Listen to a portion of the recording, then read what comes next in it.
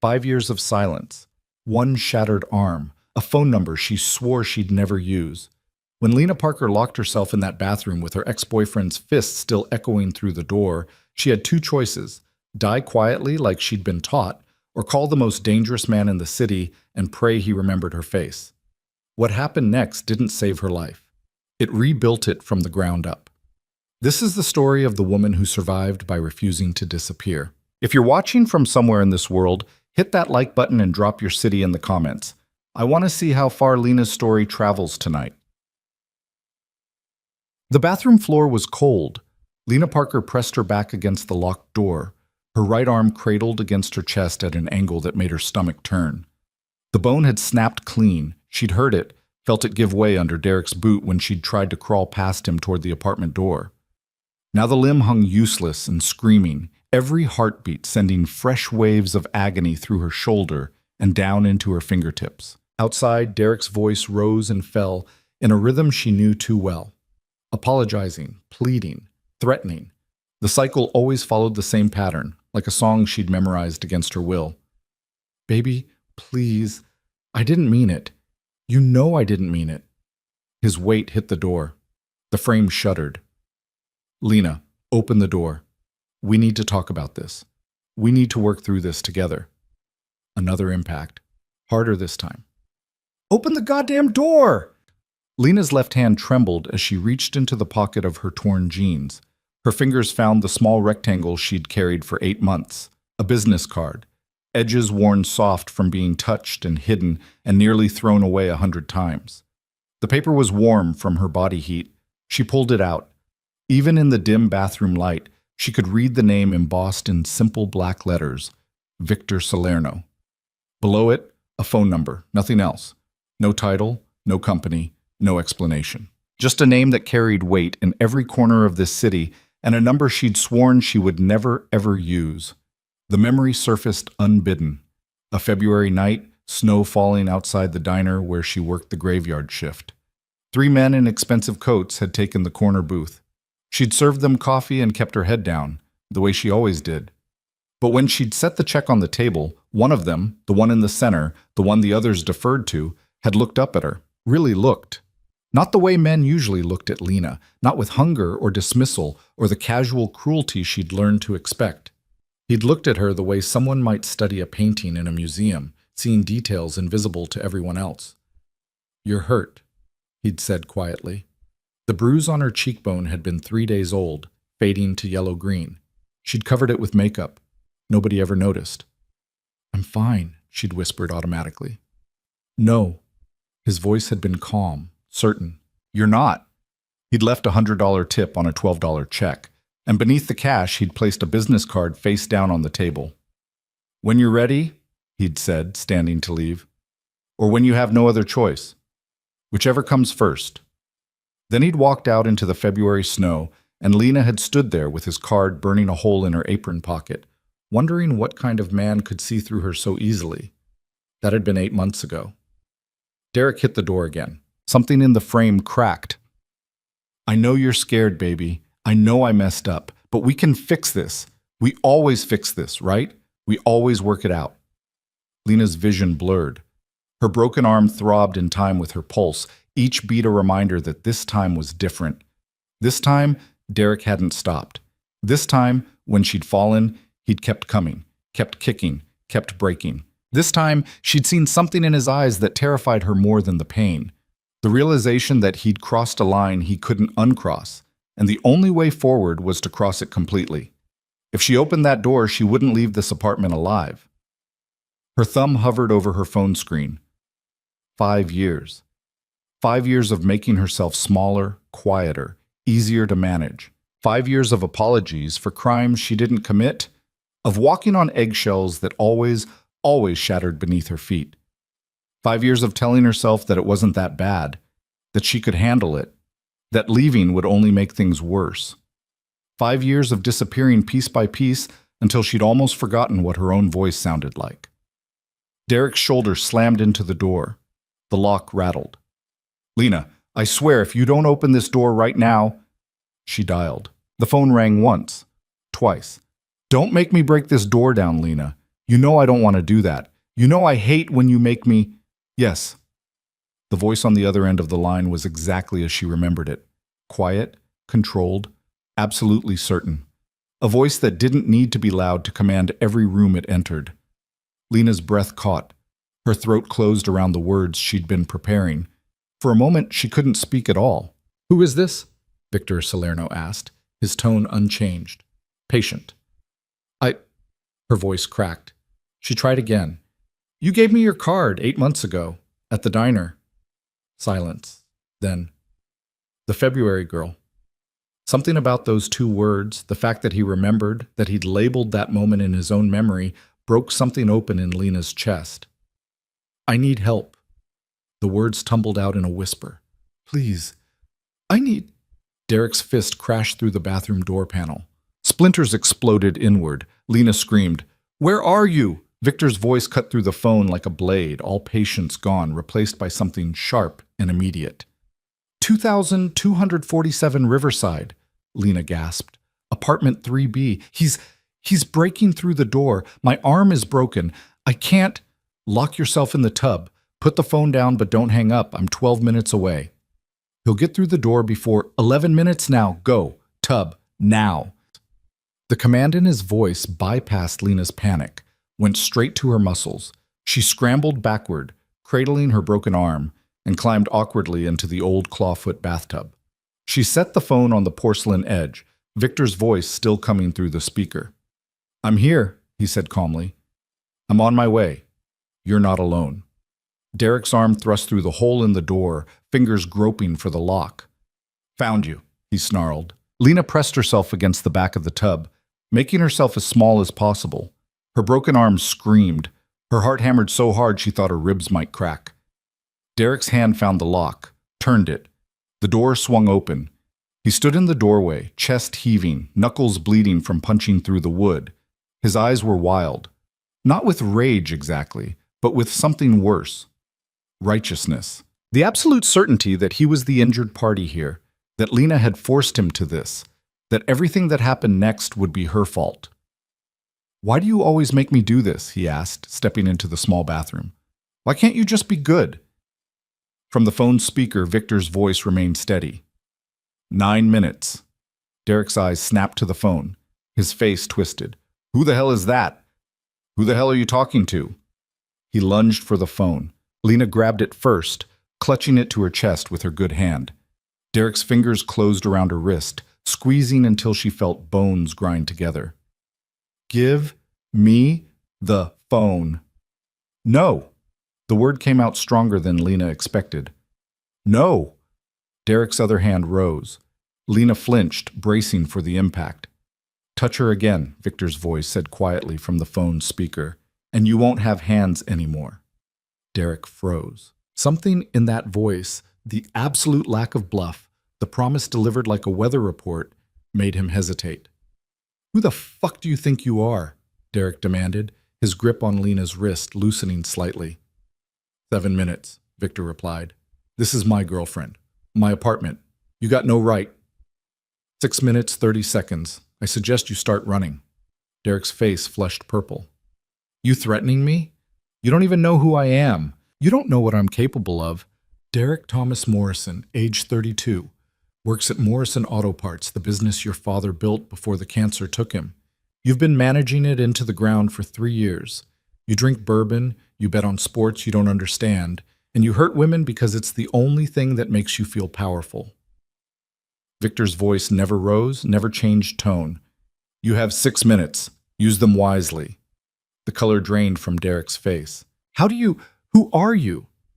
"Someone who doesn't ask twice." 5 minutes, 40 seconds.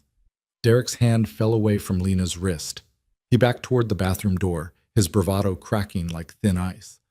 "This is insane. You can't just—" 5 minutes, 20 seconds. Derek turned and ran. Lena heard him crashing through the apartment, heard the front door slam open, heard his footsteps echoing down the stairwell, growing fainter.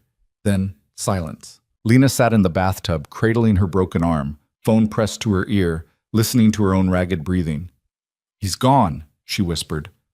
"He'll come back," Victor said. In about 2 hours, once the fear wears off and the bourbon kicks in, he'll convince himself I was bluffing. He'll come back meaner. What do I... You do nothing. I'm 4 minutes away. Stay in the tub. Stay on the line. Lena closed her eyes. Tears leaked down her cheeks, hot and sudden. I don't understand. Why are you helping me? You don't even know me. I know enough. What does that mean? For a moment, Victor didn't answer. Then, I know what it looks like when someone's been taught that they don't matter. I know how much courage it takes to make one phone call when you've spent years learning to stay silent. And I know that nobody should have to live the way you've been living. I didn't think you'd remember me. I remember everyone I give my card to. A pause. There aren't many. Why me? Because when I looked at you, I saw someone who hadn't given up. Not completely. Not yet. Fresh tears came. Lena pressed her good hand over her mouth, trying to muffle the sobs that wanted to break free. 3 minutes, Victor said gently. Then I'm going to take care of this. All of it. You understand? Lena nodded, then realized he couldn't see her. Yes. Say it out loud. I need to hear you say it. Yes. Her voice was stronger this time. I understand. Good girl. The words weren't patronizing. They weren't possessive. They were simply acknowledgement, recognition of her bravery in making that call. In choosing survival. Lena sat in the bathtub and listened to Victor's steady breathing through the phone and felt something she hadn't experienced in 5 years. Hope. True to his word, Victor arrived in 3 minutes and 40 seconds. Lena heard the apartment door open. No knock, no announcement, just the quiet click of someone who knew how to move through locked spaces without leaving evidence. Footsteps approached the bathroom. Measured. Calm. Lena? Victor's voice came from just beyond the doorway. I'm coming in. Don't be frightened. He stepped into view and Lena's breath caught. She'd remembered him as tall, but memory had undersold the reality. Victor Salerno stood well over 6 feet, built like someone who'd earned his strength through use rather than vanity. His dark hair was shot through with silver at the temples. His face was all sharp angles and old scars, the kind earned in alleys rather than boardrooms. He wore a black coat over a dark suit, expensive but understated, but it was his eyes that stopped her. Gray, almost colorless in the bathroom's harsh light, and completely focused on her with that same intense attention he'd shown in the diner months ago, like she was the only person in the world who mattered. He knelt beside the tub without hesitation, his movements careful and deliberate. Let me see your arm. Lena extended it slowly, wincing as the movement sent fresh pain radiating through her shoulder. Victor's hands, large, scarred across the knuckles, touched her with surprising gentleness. His fingers probed the injury with practiced precision, and Lena realized he'd done this before. Many times. Clean break? Radius and ulna both. You need a hospital. No. The word came out automatically. I can't afford... Yes, you can. I'm paying. Non-negotiable. He met her eyes. Can you stand? I think so. Victor stood and extended his hand. Lena took it with her good hand, and he pulled her up slowly, supporting her weight until she found her balance. Standing, she barely reached his shoulder. She'd forgotten how small she felt next to him, but it didn't feel threatening. It felt sheltering. Anyone else in this apartment? Victor asked. Just me and Derek. He ran when you... Good. He made a smart choice for once. Victor guided her carefully out of the bathroom, one hand steady on her lower back. We're going to walk out to my car. If you feel dizzy, tell me immediately. Okay. They moved through the apartment slowly. Lena saw it with new eyes now. The holes in the walls where Derek's fists had landed during previous fights. The broken picture frames. The spot on the kitchen floor where she'd scrubbed up her own blood 6 weeks ago after he'd shoved her into the counter. 5 years. 5 years she'd lived here. It had never been a home. Do you need to take anything with you? Victor asked. Lena looked around. Her clothes were Derek's choices. Modest, forgettable, designed to help her disappear. Her phone was a prepaid model he checked obsessively. The few belongings she'd brought into this relationship had been destroyed or thrown away years ago. No, she said quietly. There's nothing here that's mine. Something flickered in Victor's eyes. Anger, maybe, or recognition. He nodded once. Then let's go. The night air hit Lena's face like cold water. She inhaled deeply, tasting freedom for the first time in 5 years. Victor's car, a black sedan, expensive but not flashy, waited at the curb, engine running. A second man stood beside it, younger than Victor, with sharp eyes and a professional stillness. "Marco," Victor said quietly. "Meet Lena. She'll be with us for a while." Marco nodded respectfully. "Ma'am." He opened the back door. Victor helped Lena into the car with the same careful attention, making sure her broken arm was supported before he closed the door. Then he slid into the seat beside her while Marco took the driver's position. "St. Catherine's Hospital," Victor instructed. "Emergency entrance. Call ahead. Tell them we're bringing in a patient with significant injuries. I want Dr. Reeves, if she's available." "Already done, boss." Marco pulled smoothly away from the curb. Lena watched her apartment building recede through the rear window. 5 years of her life, disappearing into the darkness. "What about Derek?" she heard herself ask. "When he comes back and finds me gone." "He won't come back," Victor said calmly. "You don't know him. He'll—" "Lena." Victor turned to face her fully. "Look at me." She did. "Derek Morrison will not touch you again. He will not call you. He will not come near you. He will not speak your name to another living soul. Do you understand? How can you promise that? Because by the time the sun rises, Derek Morrison is going to understand exactly how much danger he's in, and he's going to make the very smart choice to disappear from your life completely." Victor's voice remained conversational, even gentle. "You made a phone call tonight. That call changed everything, not just for you, for him too." Well, Lena wanted to argue, to explain that Victor didn't understand how obsessive Derek could be, how he'd never just let her go. But something in Victor's eyes stopped her. This was a man who'd made promises before and kept them. This was a man who understood danger in ways Lena couldn't imagine. This was a man who'd dropped everything and driven across the city at midnight because a waitress he'd met once had finally made a phone call. "Why?" Lena whispered. "Why would you do all this for me?" Victor was quiet for a moment, his gaze drifting to the window, watching the city lights blur past. When he spoke, his voice carried something that might have been old pain, carefully locked away. 6 years ago, I had a sister, Elena. She was 23, smart, funny, full of life. She got involved with a man who seemed charming at first. By the time we realized what he was doing to her, she'd learned to hide it too well. We tried to help. She kept saying she was fine, that she could handle it, that leaving would only make it worse. He paused. We found her on a Tuesday morning. She'd called me the night before, but I was handling business. I told her I'd call back in an hour. His jaw tightened almost imperceptibly. I was 45 minutes too late. Lena's breath stopped. I'm not telling you this for sympathy, Victor continued. I'm telling you so you understand. When I look at you, I see the phone call my sister never made, the choice she didn't take, the courage she couldn't find. You made that call tonight. You chose survival, and I will burn this entire city down before I let your story end the way hers did. Tears spilled down Lena's cheeks. I'm sorry. I'm so sorry about your sister. Don't be sorry. Be alive. Victor met her eyes again. That's all I ask. Stay alive. Let me handle the rest. The car pulled up to the hospital emergency entrance. Lights blazed against the darkness. Medical staff already waited at the doors. Victor's call ahead had ensured immediate attention. As Marco opened the door and Victor helped her out of the car, Lena felt the weight of 5 years beginning to lift. Not gone. Not yet. But lighter. Bearable. Mr. Salerno. A woman in scrubs approached, confident and efficient. I'm Dr. Reeves. Let's get your friend taken care of.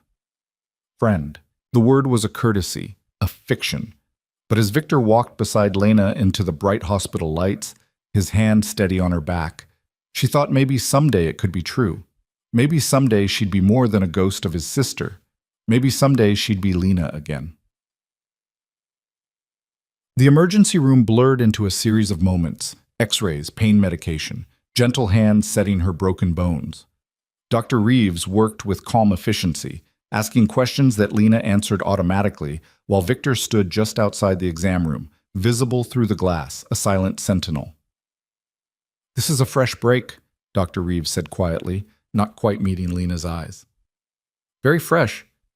Do you want to tell me what happened? Lena's rehearsed lies rose automatically to her lips. I fell. I tripped on the stairs. I'm so clumsy. But then she saw Victor through the glass, saw the way he stood with absolute patience, waiting for however long this took. Remembered his sister, remembered the phone call that came too late. My boyfriend did it, Lena said. Her voice didn't shake. He's done it before. Tonight was different. Tonight I called for help. Dr. Reeves' eyes softened. Good. That's good. She glanced toward Victor. Is he your help? Yes. Is he safe? The question caught Lena off guard. She followed Dr. Reeves' gaze to where Victor stood, this man who commanded rooms with his presence, whose very name made Derek run.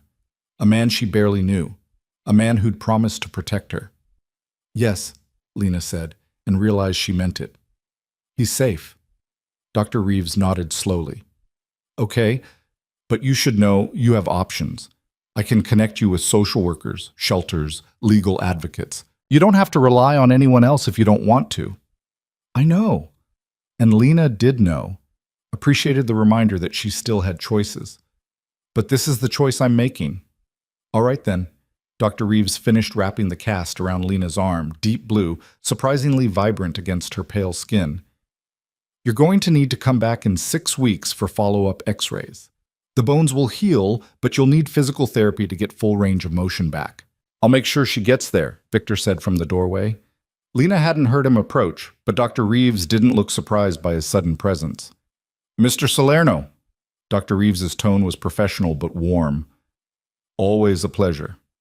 Dr. Reeves. Victor inclined his head slightly. Thank you for the excellent care, as always. As always. The word suggested this wasn't the first time Victor had brought someone to this particular doctor. Lena wondered how many other calls he'd answered, how many other people he'd pulled from the darkness. As they left the hospital, dawn was beginning to break over the city. Pale light touched the buildings, turning glass and steel into something almost beautiful. Lena stood on the sidewalk, breathing in the morning air, her casted arm heavy but not painful anymore thanks to the medication. Where would you like to go? Victor asked. The question seemed absurd. I don't know. I don't have anywhere. Yes, you do. Victor gestured to the waiting car. I own a building downtown. Secure. Private. There's a furnished apartment on the 8th floor that's currently vacant. It's yours for as long as you need it. I can't afford. I'm not asking you to pay. I'm offering you a safe place to recover. Victor's tone brooked no argument.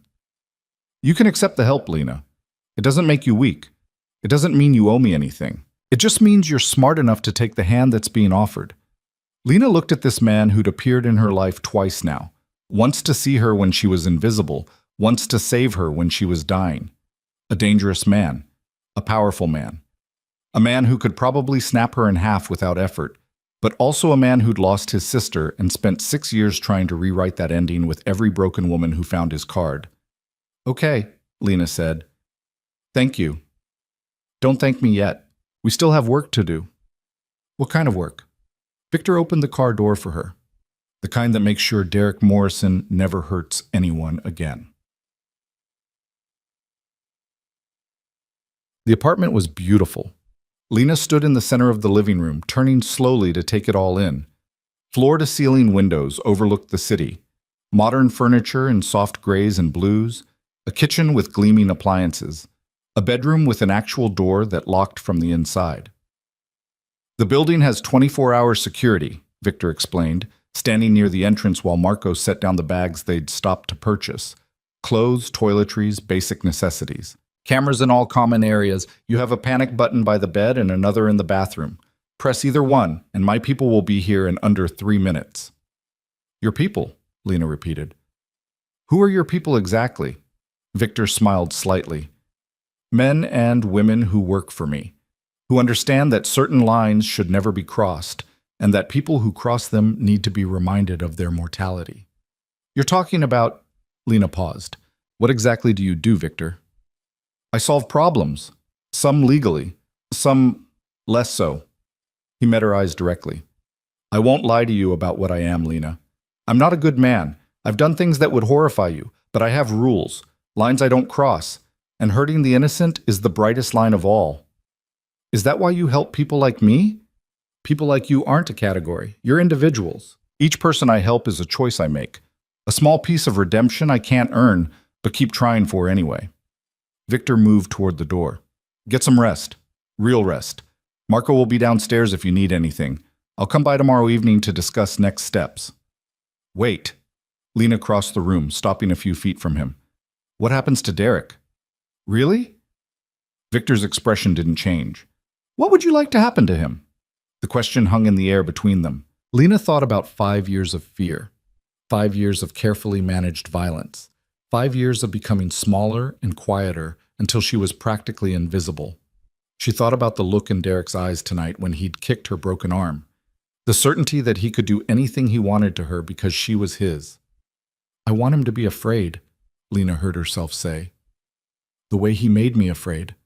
I want him to understand what it feels like to be powerless. Done. I want him to leave this city and never come back. Easily arranged. And I want, Lena's voice cracked, I want to make sure he can't do this to anyone else. Ever. Victor studied her for a long moment. That's harder, but not impossible. How? Leave that to me. My methods aren't pretty, and you don't need that weight on your conscience. He reached out slowly, giving her time to pull away, and gently touched her shoulder. You focus on healing, on remembering who you were before he taught you to be afraid. Let me handle the monster. Lena nodded, suddenly exhausted. The adrenaline that had carried her through the night was fading, leaving her hollow and shaking. Get some sleep, Victor said softly. When you wake up, things will already be better. I promise. He left, closing the door quietly behind him. Lena stood alone in her beautiful new apartment, listening to the silence. No footsteps, no angry breathing, no drunken threats. Just silence, just space, just possibility. She walked to the bedroom, locked the door from the inside even though she knew she was safe, and collapsed onto the bed. Sleep claimed her instantly, deep and dreamless. When she woke 16 hours later, the afternoon sun was streaming through the windows, and her phone, the new phone Marco had included in the supplies, showed 3 missed calls from an unknown number and 1 text message from Victor. Derek Morrison left the city 2 hours ago. His auto parts business is being sold to cover his debts. He won't be back. You're free. V. Lena read the message 3 times. Waiting for the fear to come. Waiting for the certainty that this was temporary, that Derek would return, that freedom was a lie she'd foolishly believed. But the fear didn't come. Instead, something else rose in her chest. Something she'd forgotten how to feel. Relief. She was free, and for the first time in 5 years, Lena Parker allowed herself to cry. Not from pain or fear, but from the overwhelming, terrifying, beautiful reality that she had survived. She had made the call. She had chosen to live. And now she had to figure out who she was when she wasn't afraid anymore. The journey was just beginning. 3 days passed in a strange, suspended quiet. Lena spent the first day simply existing in the apartment, testing the boundaries of her new freedom, like someone learning to walk after years in chains. She woke when her body wanted to wake, not when an alarm or angry voice demanded it. She ate when she was hungry. Marco had the kitchen stocked with real food, not the budget staples Derek had rationed. She stood at the windows and watched the city move below her, all those lives intersecting and separating, and felt herself becoming solid again. Real. The second day, she ventured out onto the building's rooftop garden. The November air was crisp, carrying the smell of coming winter. Other residents nodded politely as they passed, respecting her space. Nobody asked questions. Nobody stared at her cast or the fading bruises on her face. In Victor's building, discretion seemed to be an unspoken rule. By the third day, Lena found herself thinking about the future for the first time in years, not just surviving the next hour, the next argument, the next explosion of violence, actually thinking about what came next, who she wanted to be, what she wanted to do. The thoughts terrified her almost as much as Derek had. That evening, Victor arrived exactly when he'd said he would, 7 o'clock, carrying takeout containers that smelled like actual Italian food, not the chain restaurant approximations Lena had lived on. "May I come in?" he asked from the doorway, as if this weren't his building, his apartment, his entire world that he'd temporarily loaned to her. Of course. Lena stepped back, suddenly self-conscious. She'd showered, dressed in the simple clothes Marco had bought, jeans that actually fit, a soft sweater in deep green. Her hair was clean and loose around her shoulders instead of pulled back in the severe ponytail Derek had preferred. She looked more like herself than she had in years, and that felt both liberating and vulnerable. Victor noticed. His eyes tracked the changes with that same careful attention, but he said nothing, just set the food on the kitchen counter and began unpacking containers. I wasn't sure what you liked, so I brought options. Chicken marsala, eggplant parmesan, fettuccine alfredo. All from Giordano's. They're the real thing, not the tourist trap version. You didn't have to do this. I know. Victor pulled out plates, moved around the kitchen with the ease of someone who knew exactly where everything was because he'd furnished it himself. But I wanted to. Sit, eat, then we'll talk. They ate in surprisingly comfortable silence. Lena hadn't realized how hungry she was until the first bite hit her tongue. Real food, prepared with care, seasoned properly. She'd forgotten food could taste like this. Could be something more than fuel to be consumed quickly before Derek decided she'd taken too long at the table. Victor ate methodically, but she noticed he watched her with peripheral awareness, making sure she was actually eating, making sure she was okay. It's good, Lena said finally. Really good. Giordano's has been family-run for 40 years. They know what they're doing. Victor set down his fork. How are you feeling? Physically, I mean? The arm? Better. The pain medication helps. Lena flexed her fingers, testing the cast's limits. Dr. Reeves said it should heal cleanly if I'm careful. You'll be careful. It wasn't a question. Lena found herself smiling slightly. Yes, I will. Good. Victor leaned back in his chair. Now, we need to discuss Derek. The name still sent ice through Lena's veins, but it was a thinner ice now, cracking at the edges. Your text said he left the city. He did. 48 hours ago, Derek Morrison sold his father's auto parts business to a competitor for 30 cents on the dollar. He withdrew the remaining cash from his accounts, packed a single bag, and drove west. Last confirmed sighting was in Ohio, still heading away from here. Lena stared at him. How did you make that happen? In 2 days? Victor's expression remained neutral. Derek Morrison was easy to motivate. Men like him are always easy. They're bullies, and bullies are fundamentally cowards. You just have to speak their language. What language is that? Fear. Victor stood, walked to the window, looked out at the city. The morning after I took you to the hospital, Derek went back to your apartment, found it empty, found you gone. He called your phone, the old one, 67 times, left messages ranging from apologetic to threatening to pathetic. All very predictable. How do you know? I had someone watching the apartment and someone monitoring his calls. Victor turned back to face her.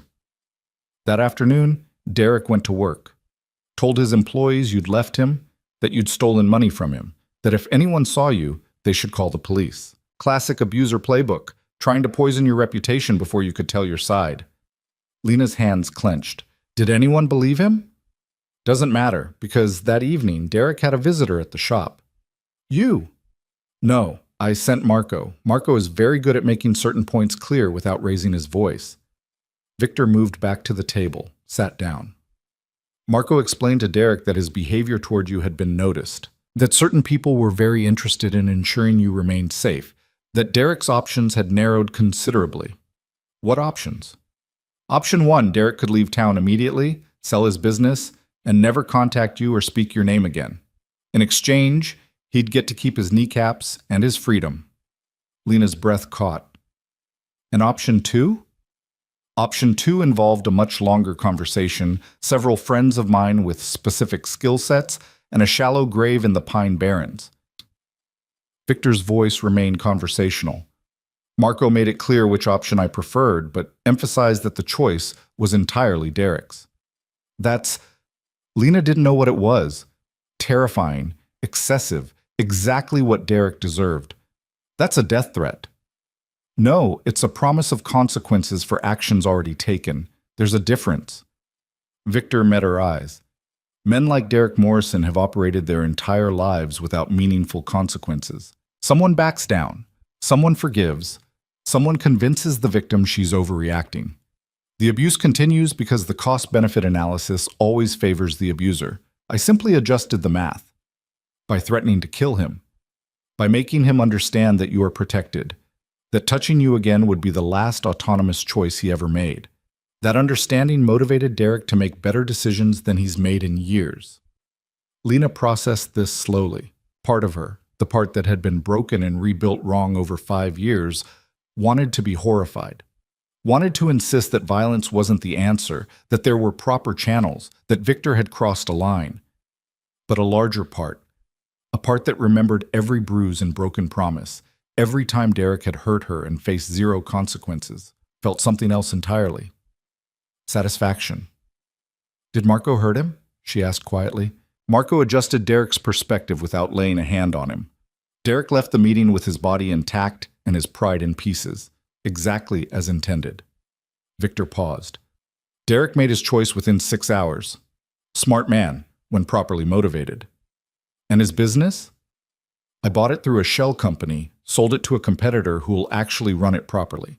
The employees will keep their jobs. Derek walked away with enough money to start over somewhere else, provided he stays far away from here. Victor's expression hardened slightly. He also signed several documents that will make his life very difficult if he ever raises his hand to another woman. Legal agreements with teeth. My attorneys are creative that way. Lena felt tears pricking her eyes, but they weren't sad tears. They were something else. Relief. Vindication. The overwhelming realization that someone had actually done something, had made Derek face consequences, had believed her enough to act. Thank you, she whispered. Don't thank me for the bare minimum. You deserved this 5 years ago. You deserved someone to step in and stop him the first time he hurt you. Victor's voice carried an edge of controlled anger, not at her, she realized, but at a world that had failed her so completely. What I did was simply correct an ongoing injustice. It's more than anyone else has ever done. Then everyone else failed you. The blunt honesty of it landed like a blow. Lena had spent so long making excuses. For Derek, for herself, for all the people who'd seen the signs and looked away. Hearing someone state plainly that she'd been failed, that her suffering wasn't her fault, cracked something open in her chest. I need you to understand something, Victor continued. Derek Morrison is gone. He will not return. He will not contact you. He will not hurt you or anyone else if I have any say in the matter. This part of your life is over. Just like that? Just like that. Lena laughed, a broken sound caught between a sob and genuine amusement. It feels too easy, too fast. 5 years of hell and it ends with one phone call in 3 days? It wasn't easy, and it wasn't fast. You spent 5 years surviving, fighting, refusing to disappear completely even when he tried to erase you. That was the hard part. This? Victor gestured vaguely. This was just cleanup, administrative work. Administrative work, Lena repeated. You threatened a man's life and dismantled his entire existence in 48 hours, and you're calling it administrative work. I've done much worse for much less noble reasons. Victor's tone was matter-of-fact. Helping you barely registers on my conscience. They sat in silence for a moment. Outside, the city lights were coming on, transforming the skyline into something almost magical. Lena watched the sunset paint the buildings gold and orange and thought about new beginnings. Second chances. The terrifying blank page of a future she could write herself. What happens now? She asked finally. Now you heal. You figure out who you are when you're not in survival mode. You make choices based on what you want instead of what keeps you safest. Victor stood, began clearing the plates. And you let me know if you need anything. Anything at all. I need a job. The words came out before Lena had fully formed the thought. I can't just live here for free, doing nothing. You can do exactly that until you're ready to do something else. I'm ready now. Victor paused, studying her with those sharp gray eyes. Your arm is broken. You're still recovering from significant trauma. There's no rush. There is, though. Lena stood, met his gaze. Every day I sit here doing nothing, I feel like I'm waiting for permission to live my own life. I'm done waiting. I'm done asking permission. I want to work. I want to be useful. I want to prove to myself that I can. Something that might have been respect flickered across Victor's face. What kind of work? I don't know. I've been a waitress for 8 years. I'm good with people, good at managing chaos, good at keeping calm under pressure. She laughed bitterly. Derek made sure I got plenty of practice with that last one. You have other skills? Intelligence, resilience, the ability to read people and situations. Victor crossed his arms, considering. I might have something if you're interested.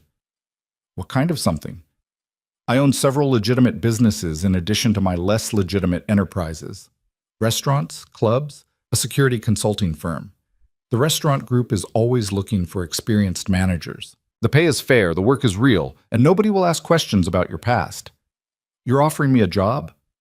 I'm offering you an option. You can take it or not. You can start tomorrow or in 6 months. Your choice entirely. Lena wanted to say yes immediately, wanted to grab onto this lifeline with both hands, but something made her hesitate. If I work for you, what does that make me? What do I owe you? Nothing. Victor's answer was immediate and firm. You owe me nothing. Not gratitude, not loyalty, not anything beyond what any employee owes their employer. Honest work for fair pay. This isn't a debt. It's not a trap. It's just a job, Lena. Nothing more, nothing less. And if I say no, then you say no. You stay in this apartment rent-free until you find something else. We remain, whatever this is, allies, friends, maybe, eventually. The offer stands regardless. Lena searched his face for deception, for the hidden angle, for the trap she'd learned to expect from men who offered help. But Victor's expression remained open, patient, waiting for her choice without pressuring it. Okay, she said. Yes, I want the job. You're sure? No, but I'm choosing it anyway. Victor smiled, a real smile that transformed his severe features into something almost warm. Good. That's how the best choices are made. I'll set up a meeting with Maria. She runs the restaurant group. You'll like her. She doesn't tolerate any bullshit. When? Tomorrow, if you want. Or next week. Your timeline. Tomorrow. Lena felt a surge of determination, the first she'd experienced in years. I want to start rebuilding immediately. No more waiting. Tomorrow it is. Victor pulled out his phone, typed a quick message. Done. Maria will meet you at Lucia's, that's the flagship location, at 10 a.m. Wear something comfortable. She'll want to see how you move through the space. The casual efficiency of it, the way Victor could simply text someone and rearrange her entire future, should have been frightening. Instead, Lena found it oddly comforting. After 5 years of fighting for every scrap of autonomy, it was strange but not unpleasant to let someone competent simply handle things. Thank you, she said again. Stop thanking me. You're going to earn your place. Maria's tough. She won't give you any special treatment just because I sent you. Victor headed toward the door, then paused. One more thing. You should consider therapy. Lena stiffened. I'm fine. No, you're not. And that's okay. Nobody expects you to be fine after what you've been through. His voice was gentle but unyielding. I'm not suggesting therapy because you're broken. I'm suggesting it because healing from trauma requires professional help. I'll cover the cost. I know someone excellent, Dr. Sarah Chen. She specializes in recovery from intimate partner violence. I don't need Lena. Victor turned back to face her fully. I'm going to tell you something that took me years to learn. Survival and healing are two different things. You've survived. That's an incredible achievement, and you should be proud. But healing requires different tools, different skills. You can't white-knuckle your way through trauma recovery the way you white-knuckled your way through Derek's abuse. The comparison landed hard. Lena wanted to argue, wanted to insist she was fine, that she'd already done the hard part by leaving. But Victor's eyes held understanding born from experience. This wasn't judgment, it was recognition. Did you go to therapy, she asked, after your sister? Yes, for 3 years. I still go monthly. Victor's admission was matter-of-fact, carrying no shame. It didn't fix everything. Some things can't be fixed. But it helped me separate grief from guilt. Helped me understand that I can't save everyone and that trying to is just another form of control. Is that what you're doing with me? Trying to save me? No, I'm giving you tools and space to save yourself. There's a difference. He pulled a business card from his pocket. Not his own this time, but someone else's. Dr. Sarah Chen, licensed clinical psychologist. Think about it. No pressure. But if you decide you want help processing all of this, Dr. Chen is brilliant. She saw me through the worst of it. Lena took the card, ran her thumb over the embossed letters. Okay, I'll think about it. That's all I ask. Victor opened the door. Get some rest. Tomorrow's a big day. After he left, Lena stood in the quiet apartment holding two business cards, Victor's original card, worn soft from 8 months in her pocket, and Dr. Chen's crisp new one. Two different kinds of help. Two different paths forward. She thought about Victor's sister, Elena, 23 years old, full of life, making a phone call 45 minutes too late. She thought about all the women who didn't get the chance to rebuild, who stayed silent too long, who disappeared piece by piece until nothing was left. She thought about the woman she'd been 5 years ago, before Derek. Confident, funny, unafraid to take up space. She could barely remember that version of herself now. But maybe, with help, she could find her again. Lena set both cards on the kitchen counter where she'd see them every morning. Reminders, promises, proof that choosing to live meant choosing to do the work of healing. Tomorrow, she'd start over. Tomorrow, she'd meet Maria and prove she could still do this, could still be competent and useful and strong. Tomorrow, she'd take the first steps toward becoming someone she could be proud of. Tonight, she just needed to rest. The meeting with Maria Castellano was nothing like Lena expected. She'd anticipated someone older, severe, intimidating, the type of woman who'd clawed her way up in a man's world and had the battle scars to prove it. Instead, Maria was barely 30, with warm brown eyes, natural curls pulled back in a practical bun, and an easy smile that reached her eyes. Lena Parker, Maria extended her hand. Victor told me you'd be coming. Welcome to Lucia's. The restaurant was beautiful even in the harsh morning light, before the carefully calibrated evening ambiance transformed it into something romantic.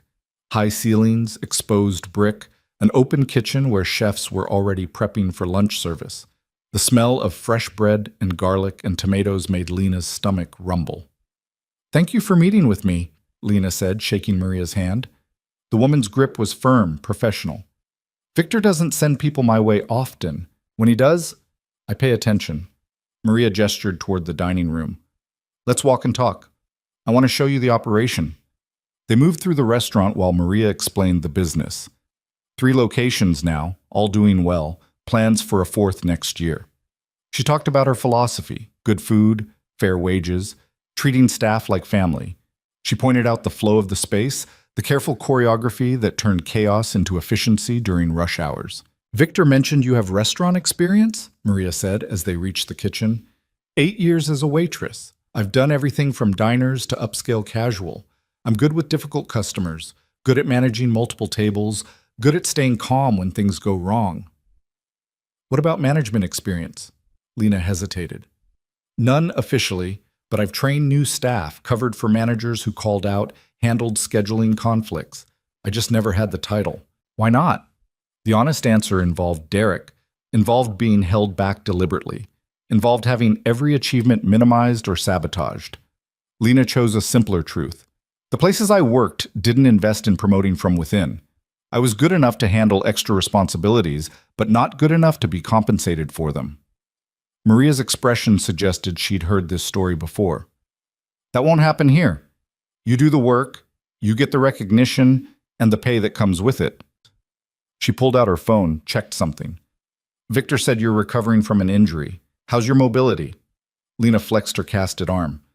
My right arm's broken, but I'm left-handed. I can't carry heavy trays yet, but I can move, write, use a tablet. I'm cleared for light duty as long as I'm careful. Good. Here's what I'm thinking. Maria leaned against a stainless steel counter. I need an assistant manager for this location. Someone who can handle front-of-house operations, manage reservations, deal with customer issues, supervise waitstaff. The physical demands are moderate. Lots of walking, some standing, but not heavy lifting. Interested? Lena's heart raced. Assistant manager? I don't have that kind of experience. But you have the skills. And more importantly, you have the instincts. Maria smiled. I've been watching you since you walked in. You noticed the uneven table by the window, the burnt-out bulb in the sconce, the fact that one of the menus in the holder had a stain. You're already reading the space, seeing what needs fixing. That's the kind of awareness I need. I'm observant. It's exactly what management is. Seeing problems before they become disasters. Noticing details other people miss. Staying 3 steps ahead of the chaos. Maria crossed her arms. I can teach you systems, teach you scheduling software, teach you how to read a P&L statement. I can't teach someone to give a damn about quality. You already do. Lena felt tears threatening again. When had she become someone who cried at kindness? What if I mess up? Then you'll mess up, we all do. The question is whether you learn from it. Maria's tone was matter-of-fact, not dismissive. Look, I'm not hiring you as a favor to Victor. I'm hiring you because I think you'll be good at this. If you prove me wrong, we'll have a conversation. But I don't think I'm wrong. When would I start? Tomorrow, if you want. We'll do a week of training, shadowing me and the current assistant manager. You'll learn our systems, our standards, our culture. Then you'll start taking on responsibilities gradually. Sound fair? More than fair. Lena extended her good hand. Thank you. I won't let you down. Don't thank me yet. This job isn't easy. The hours are long, the customers can be nightmares, and you'll spend half your time solving problems that shouldn't exist. Maria shook her hand firmly. But it's real work. It's honest work. And if you're good at it, there's room to grow. I started as a waitress 5 years ago. Now I run this whole operation. That kind of trajectory is possible here. They talked for another hour. Logistics, scheduling, pay that made Lena's head spin because it was triple what she'd been making at the diner. Maria gave her a tour of the other 2 locations, introduced her to key staff, explained the culture she'd built. By the time Lena left, her head was spinning with information and possibility. She had a job. A real job with real responsibility and real opportunity. Not because someone was doing her a favor, but because someone saw her potential and decided to invest in it. The difference was everything. Titsen was set. No drama, no pressure, just a was set. No drama, no pressure, just a simple transaction that might change everything.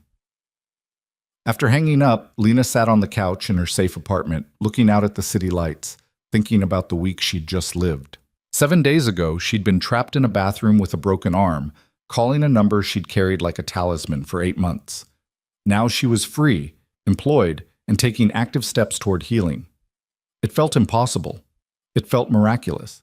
It felt like something that happened to other people, people who deserved rescue.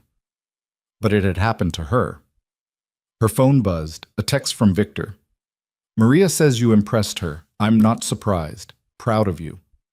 Lena stared at those 3 words. Proud of you. When was the last time someone had said that? When was the last time she'd done anything worth being proud of?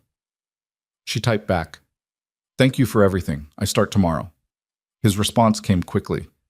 You earned it yourself. I just opened a door. You walked through it. Lena set down her phone and allowed herself to feel it, really feel it.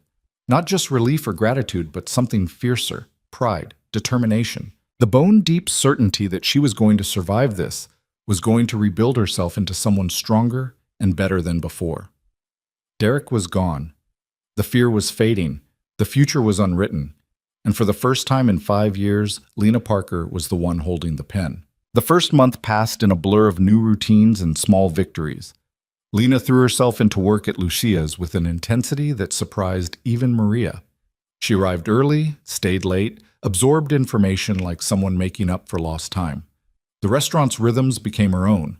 The lunch rush chaos, the quiet mid-afternoon lull, the elegant dance of dinner service. She learned to read reservation patterns, to spot a difficult customer 3 sentences into a phone call, to manage staff conflicts before they escalated into problems. You're a natural at this, Maria told her 2 weeks in, watching Lena smoothly handle a situation where the kitchen had overcooked a VIP's steak. I've seen managers with 5 years' experience who can't diffuse tension the way you just did. Lena had smiled, but the compliment had landed strangely. Of course, she was good at managing conflict and reading dangerous moods, and knowing exactly what to say to keep situations from exploding. She'd spent 5 years earning a doctorate in survival.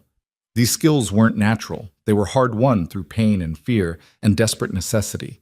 But she was learning to use them differently now, not to protect herself from violence, but to create smooth experiences for strangers. Not to anticipate Derek's moods, but to anticipate customer needs. The same skills, redirected towards something constructive instead of merely surviving.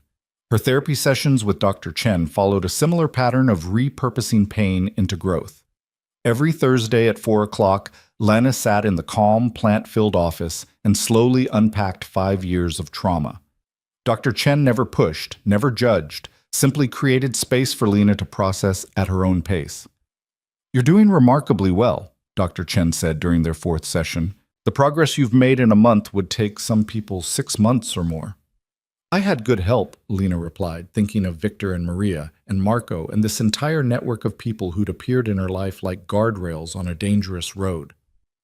"Help is important, but you're the one doing the actual work. Nobody can heal for you. They can only support you while you heal yourself." It was something Victor had said too, in different words. The consistency of the message was starting to sink in. She wasn't being rescued. She was being given tools to rescue herself.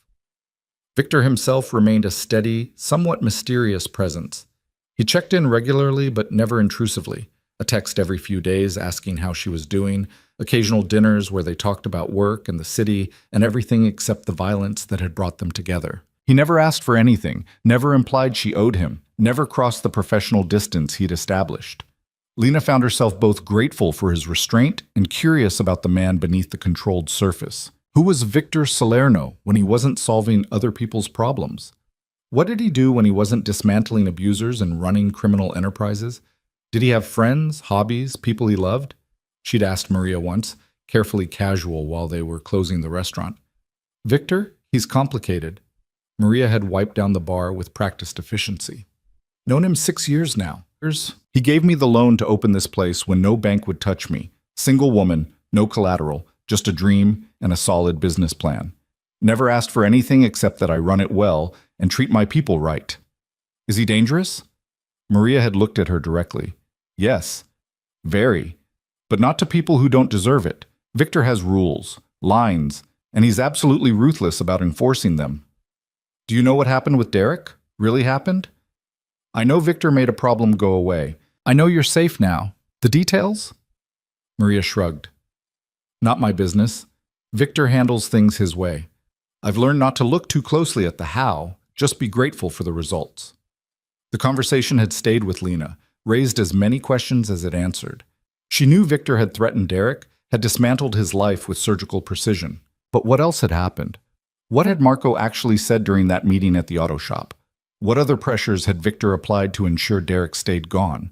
The answer came 5 weeks after Lena's emergency call, delivered in the form of Victor appearing at Lucia's just as the dinner rush was winding down. "Do you have a minute?" he asked quietly, appearing beside her at the host stand where she was reviewing tomorrow's reservations. Something in his tone made Lena's stomach tighten. "What's wrong?" "Nothing's wrong, but we need to talk. Privately." They went to Maria's office, a small room crammed with filing cabinets and restaurant supply catalogs. Victor closed the door, gestured for Lena to sit. He remained standing, hands in his coat pockets, expression unreadable. "Derek Morrison tried to come back," he said without preamble. The words hit Lena like ice water. "What?" "3 days ago. He made it as far as the city limits before my people intercepted him." Victor's voice remained calm, professional. "He's been drinking heavily, burned through most of the money from selling the business. Convinced himself that you were the reason his life fell apart, that if he could just talk to you, he could fix everything." Lena's hands started shaking. She pressed them flat against her thighs, willing them still. "Did he know where I was?" "No. He went to your old apartment first, found new tenants, then to the diner where you used to work. They told him you'd quit weeks ago. He was asking around, showing people your picture, trying to find you." "Oh my stars!" Lena's voice came out strangled. He's looking for me. After everything, he's still... He was looking for you, Victor corrected gently. Past tense. He won't be looking anymore. The emphasis on past tense made Lena look up sharply. What did you do? Victor pulled a chair over, sat down across from her so they were eye level. I want you to understand something first. Everything I'm about to tell you, I did for very specific reasons. None of it was personal vindictiveness. None of it was cruelty for its own sake. Everything served a purpose. Victor, what did you do? He met her eyes steadily. I made Derek Morrison understand that returning to this city, pursuing you in any capacity, or speaking your name to another living soul would result in consequences he couldn't survive. How? Marco picked him up at a bar on the east side, brought him to a place I own, quiet, private, soundproof. Derek spent 6 hours in a room with me and 2 associates. We had a very thorough conversation about choices and consequences. Lena's heart was pounding. Did you hurt him? I didn't touch him, didn't need to. Victor's expression remained neutral. I showed him evidence, Lena. Everything I'd compiled over the past 5 weeks. Photos of your injuries from the hospital. Medical records documenting broken bones, bruises, sprains from the past 3 years. Injuries you'd explained away as accidents or clumsiness. Statements from your former co-workers at the diner who'd noticed but stayed silent. Testimony from neighbors who'd heard you screaming and called the police, only to have you deny everything when officers arrived. Lena felt tears burning. Where did you get all that? I have resources, and I've spent 5 weeks using them to build an absolutely airtight case documenting Derek's systematic abuse. Dates, times, witnesses, physical evidence, everything a prosecutor would need to send him away for years. You're going to have him arrested? No, I'm going to give him a choice that makes prison look merciful. Victor pulled a folder from inside his coat, set it on the desk between them. Lena stared at it like it might bite. This contains everything. The medical records, the witness statements, the evidence of his violence. It also contains evidence of other crimes. Financial fraud at the auto parts business, tax evasion, insurance fraud. Separately, none of it would amount to much. Together, it's a life sentence. Victor's voice was clinical, almost gentle. I explained to Derek that this evidence could disappear. All of it, every piece, in exchange for his complete cooperation. Cooperation with what? With leaving your life permanently. With signing legal documents that strip him of any claim to your shared assets, that waive his right to contact you, that acknowledge his abuse and surrender any legal grounds for future harassment. With providing a recorded confession detailing his violence that will be held in trust. If he ever violates the agreement, that confession goes to the police and the district attorney. Lena tried to process this. He agreed to that. He had motivation to agree. I showed him what happens if he doesn't. Victor opened the folder, revealed a series of photographs. These are other men who violated protection orders, who stalked their ex-partners, who couldn't accept that their victims had escaped. I explained to Derek in very specific terms what happened to each of them. Lena looked at the photos. Men in hospital beds, men in wheelchairs, men with haunted eyes and visible scars. You did this to them? Some of them. Others were handled by associates. The details don't matter. What matters is that Derek understood these weren't threats. They were predictions based on established patterns. That's... Lena's voice failed, started again. That's torture, psychological torture. Yes. Victor didn't deny it, didn't justify it. It was 6 hours of systematic psychological pressure designed to break Derek's certainty that he could act without consequences. I made him watch videos of his own violence, security footage from your apartment building, recordings from neighbors, evidence he didn't know existed. I made him confront what he'd done to you without the comfortable lies he'd told himself. Why are you telling me this? Because you have a right to know. Because I promised I'd handle Derek, but I never explained exactly what that meant. And because you need to decide if you can live with the methods I used. Lena stared at the folder, at the evidence of Victor's ruthless efficiency. Part of her wanted to be horrified, wanted to insist this was wrong, that there were proper channels and legal remedies. But she remembered Derek's boot crushing her broken arm, remembered 5 years of carefully managed violence, remembered the certainty in his eyes that he owned her, that she would never escape. that he could hurt her forever without facing real consequences. Did he cry? She asked quietly. Victor nodded once. Multiple times. He begged. He made promises. He tried to bargain. Eventually, he broke completely and signed everything I put in front of him. Good. The word surprised them both. Lena looked up at Victor, saw something that might have been respect in his gray eyes. You're not angry that I did this without consulting you first? He asked. I'm angry it was necessary. I'm angry that legal channels wouldn't have protected me, that restraining orders are just paper against men like Derek, that the system would have required me to prove my abuse over and over while he walked free. Lena's voice steadied as she spoke, finding strength in articulating truths she'd always known but never voiced. But I'm not angry at you for doing what needed to be done. Victor studied her silently for a moment. Most people would be horrified. Most people haven't lived what I lived. Most people don't understand that monsters don't respond to kindness or second chances. They respond to force, to consequences they actually fear. Lena reached for the folder, flipped through the documents. What happens now? Derek signed everything. The confession is notarized and held by my attorney with instructions to release it to authorities if Derek violates any terms. He's already left the city again, drove straight to the airport, bought a one-way ticket to Arizona. I have people monitoring his movements. If he so much as books a flight back to the state, I'll know. And if he comes back anyway? Then the confession goes to the police, and I make good on every promise I made during those 6 hours. Victor's tone left no room for doubt. But he won't come back. Men like Derek are fundamentally cowards. Once they truly understand they're not invincible, they collapse. Derek understands now. He won't risk it. Lena found Derek's signed confession in the folder. His handwriting was shaky, almost illegible. She read his words, clinical descriptions of violence he'd inflicted, dates and details that matched her memories exactly. Reading it should have felt vindicating. Instead, it just felt sad. 5 years of her life reduced to a legal document, evidence of pain cataloged like inventory. Can I keep this? She asked. The confession? It needs to stay with my attorney for legal reasons, but I can have copies made for your records if you want. I do. I want proof that this happened, that it wasn't just in my head, that I wasn't overreacting or being too sensitive or any of the other things he made me believe. Victor pulled out his phone, sent a quick text. Done. My attorney will send you certified copies tomorrow. They sat in silence for a moment. Outside the office, Lena could hear the kitchen staff cleaning up, the familiar sounds of a restaurant transitioning from service to closing. Normal sounds. Safe sounds. The sounds of a life she was rebuilding piece by careful piece. Thank you, Lena said finally, for doing what needed to be done, for making sure he can't hurt me again.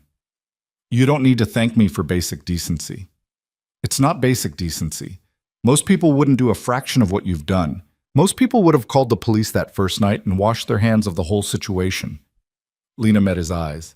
You didn't just save my life, Victor. You gave me the tools to rebuild it. That's not nothing. You would have rebuilt it anyway. You're stronger than you think. Maybe. But it would have taken longer, been harder. Derek would have found ways to interfere, to drag me back, to make me pay for leaving. Lena closed the folder, pushed it back toward Victor. Now he can't. Because you made it impossible. You didn't just remove him from my life. You removed me from his. Made it so he has to forget I exist or face consequences he actually fears. That's not rescue. That's justice. Victor's expression shifted slightly, something almost vulnerable flickering beneath his controlled surface. Justice is a generous word for what I did. What would you call it? Preventative action, strategic intimidation, leveraging fear to modify behavior. Victor stood, picked up the folder. The legal system calls it extortion and assault. Derek could theoretically press charges, but he won't. No, he won't. Because doing so would require admitting what happened in that room, which would require explaining why it happened, which leads directly back to 5 years of documented abuse.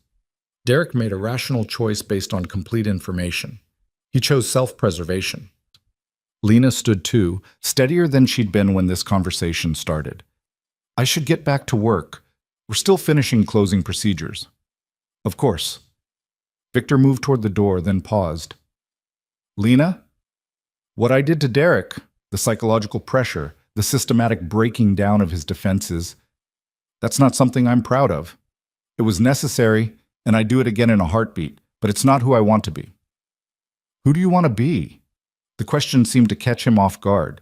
He was quiet for a long moment, studying her with those sharp gray eyes. Someone who doesn't have to use fear as a tool. Someone who can help people without becoming the thing their abusers were afraid of. He smiled slightly, sadly. But wanting to be something and being able to actually become it are two different things. I am what I am. I've made my choices. Your choices saved my life. And ruined Derek's. I'm comfortable with that trade-off, but let's not pretend there's no cost. There's always a cost. He left before Lena could respond, disappearing into the restaurant's main dining room like a shadow. She stood in Maria's office for another minute, processing everything she'd learned. Derek was truly gone. Not just physically absent, but legally, psychologically, completely removed from her life. Victor had done what the police couldn't or wouldn't do, made her abuser face real consequences, made him afraid, made him understand that touching Lena again would be the last free choice he ever made. It should have felt wrong. It probably was wrong by conventional moral standards. But Lena couldn't bring herself to care about conventional morality when conventional morality had left her bleeding on a bathroom floor with a broken arm. Victor had used fear and force and psychological torture to protect her. He'd become something dark and frightening to ensure Derek never hurt anyone again. He'd crossed lines that most people wouldn't even approach. And Lena was grateful. Deeply, profoundly grateful in a way that made her chest ache. She returned to the dining room where Maria was counting the register.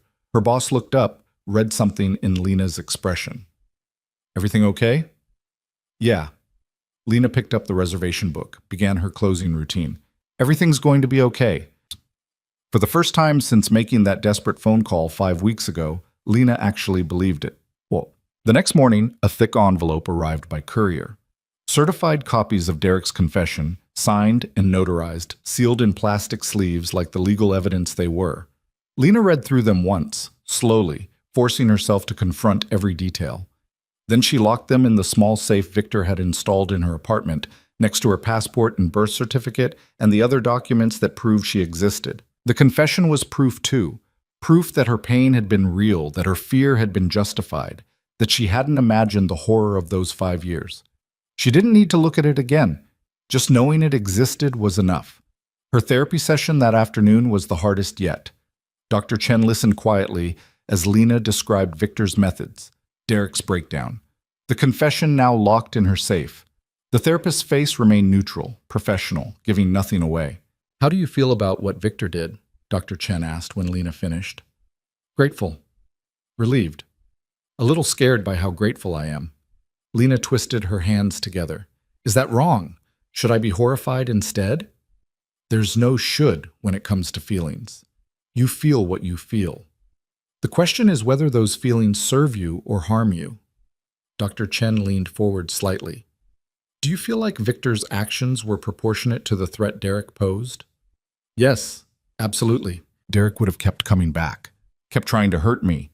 Legal remedies wouldn't have stopped him. They never do with men like him. Lena's voice was fierce, certain. Victor did what needed to be done.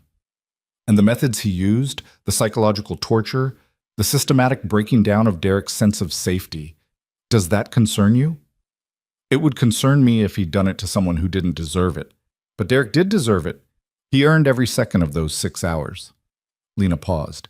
That makes me sound vindictive, cruel. It makes you sound human. Wanting your abuser to suffer consequences isn't cruel. It's a natural response to years of unchecked violence. Dr. Chen's tone was gentle but firm. The question isn't whether Derek deserved what happened. The question is whether you can live with the knowledge of what was done in your name. Lena thought about that. Could she live with knowing Victor had terrified Derek into submission? Could she accept that her safety had been purchased through fear and force? Yes, she said finally. I can live with it.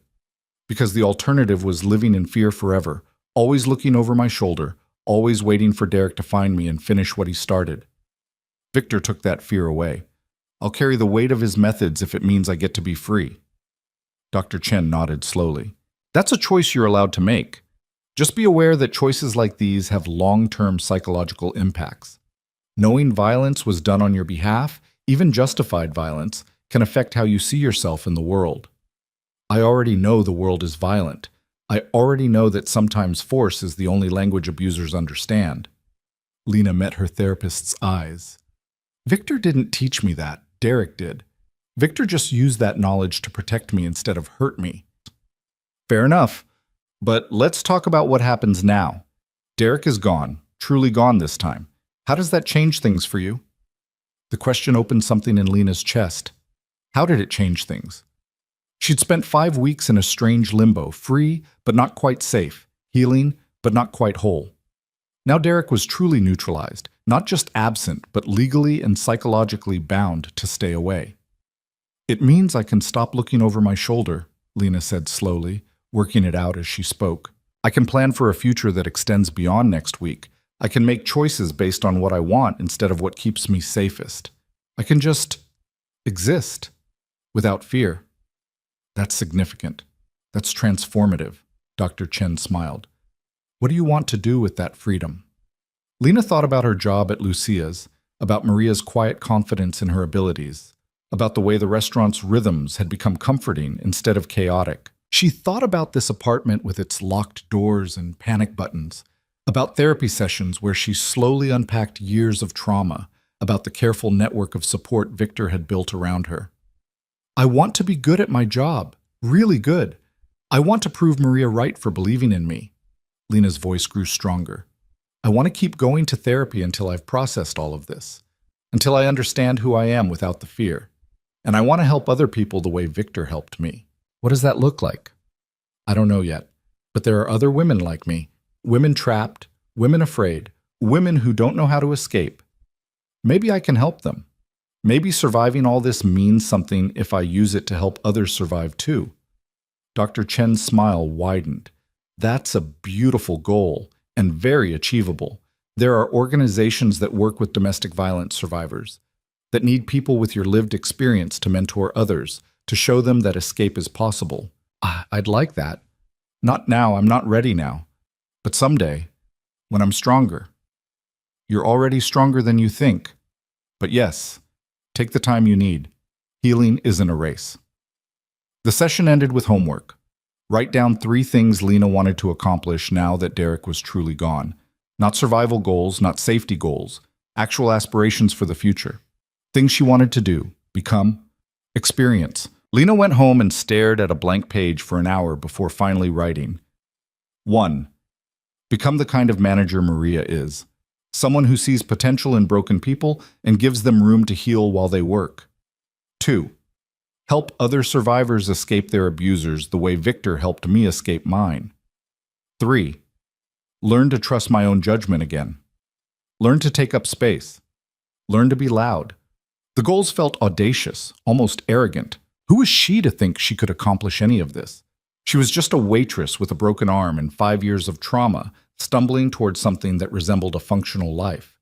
But she was also the woman who'd made the call, who'd chosen survival over silence, who'd taken every tool offered and used it to build something new.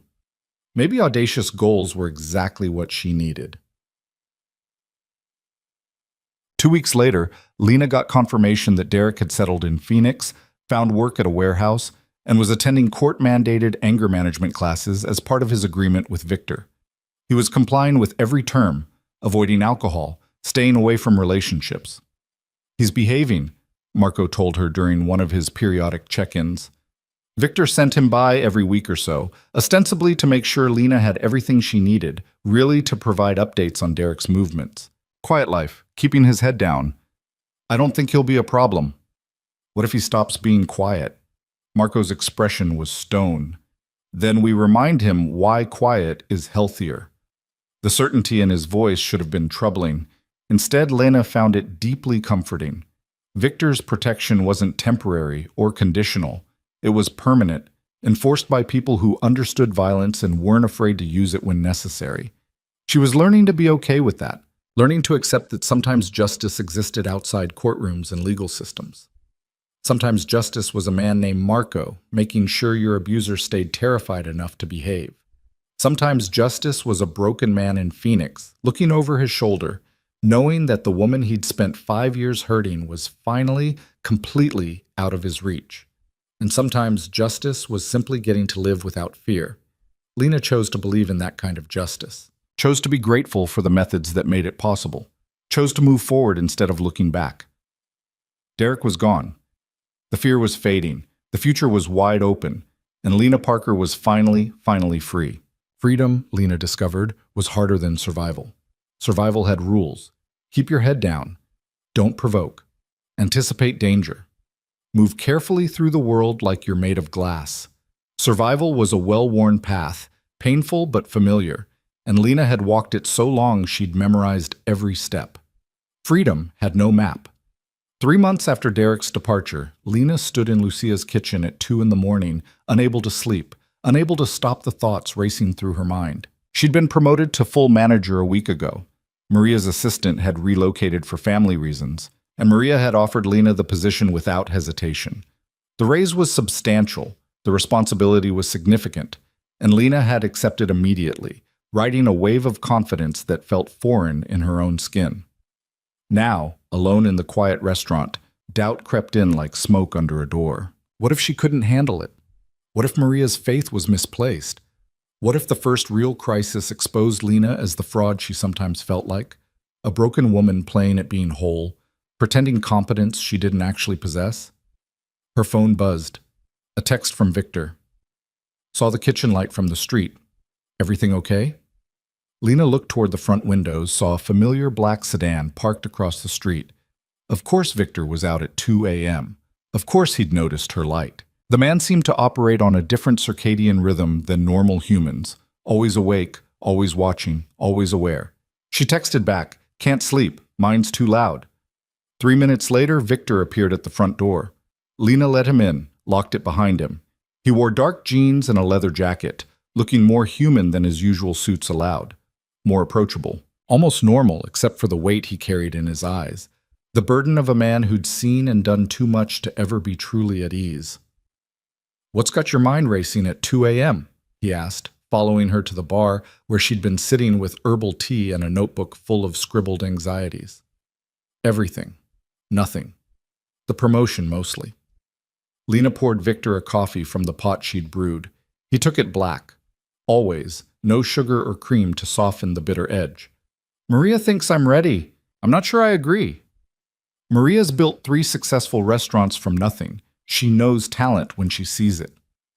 Victor settled onto a bar stool, cradled the coffee cup in his scarred hands. "What specifically are you worried about?" "That I'll mess up, that I'll make some critical mistake and ruin everything Maria's built. That I'm only good at this job because I spent 5 years learning to manage Derek's chaos, and that's not actually a transferable skill. It's just trauma dressed up as competence." Victor was quiet for a moment, considering her words with the same careful attention he gave everything.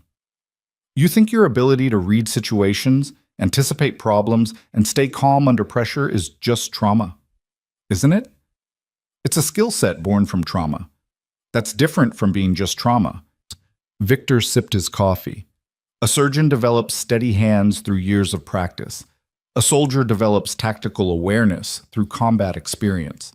Your ability to manage chaos came from a terrible place, but that doesn't make the ability less valuable.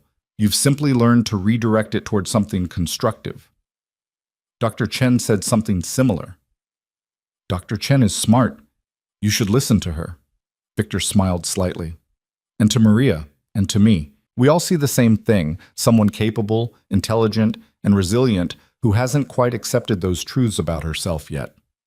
Lena traced the rim of her teacup, not meeting his eyes. "It's easier to believe I'm broken than to believe I'm actually okay. Being broken has rules. Being okay means I have to figure out who I am without the fear and the survival mode and all the things that defined me for so long. That's terrifying. Completely terrifying." Lena looked up at him. "How did you do it? After your sister? How did you figure out who you were when the grief stopped being the loudest thing in your life?" Victor's expression shifted, old pain surfacing briefly before he controlled it. "Honestly, I didn't. I just became someone new, someone who could live with what happened and what I couldn't prevent. The person I was before Elena died, that version of me is gone.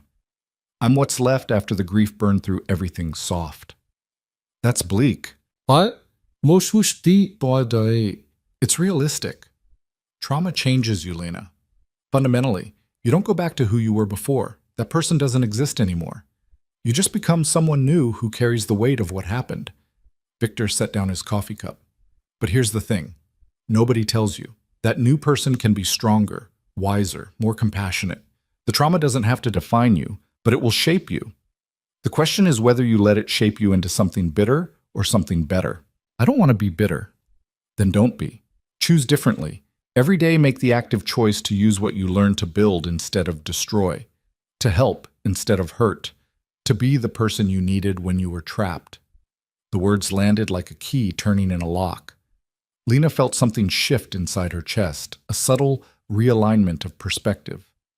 She wasn't broken. She was changed. And change could be growth instead of damage if she chose to see it that way. Thank you, she said quietly, for being here, for checking on me, for saying the things I needed to hear. That's what friends do. Friends. The word hung between them, simple and profound. When had they become friends?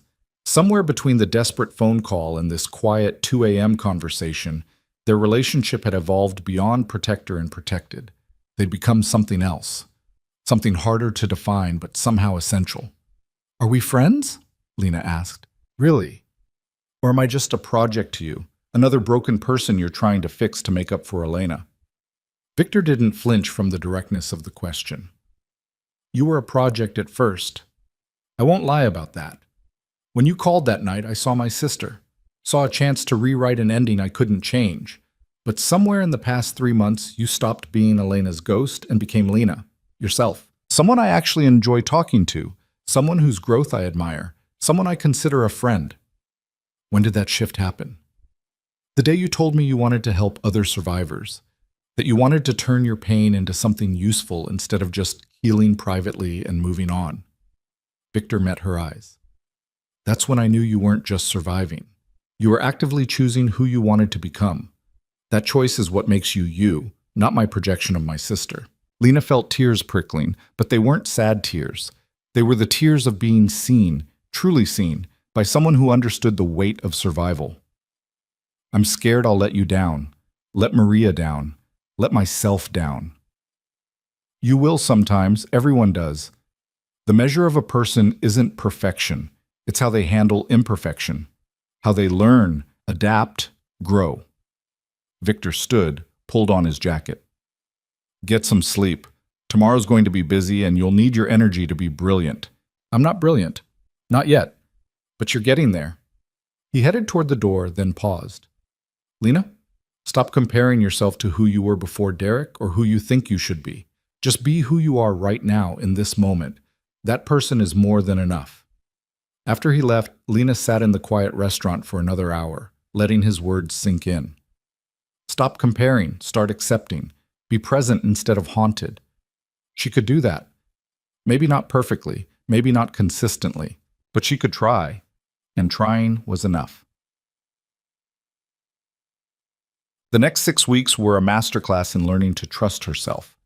Maria had been serious about the promotion. Lena wasn't just managing day-to-day operations. She was making real decisions that affected the restaurant's bottom line. Hiring and firing, menu development input, resolving vendor disputes, training new staff.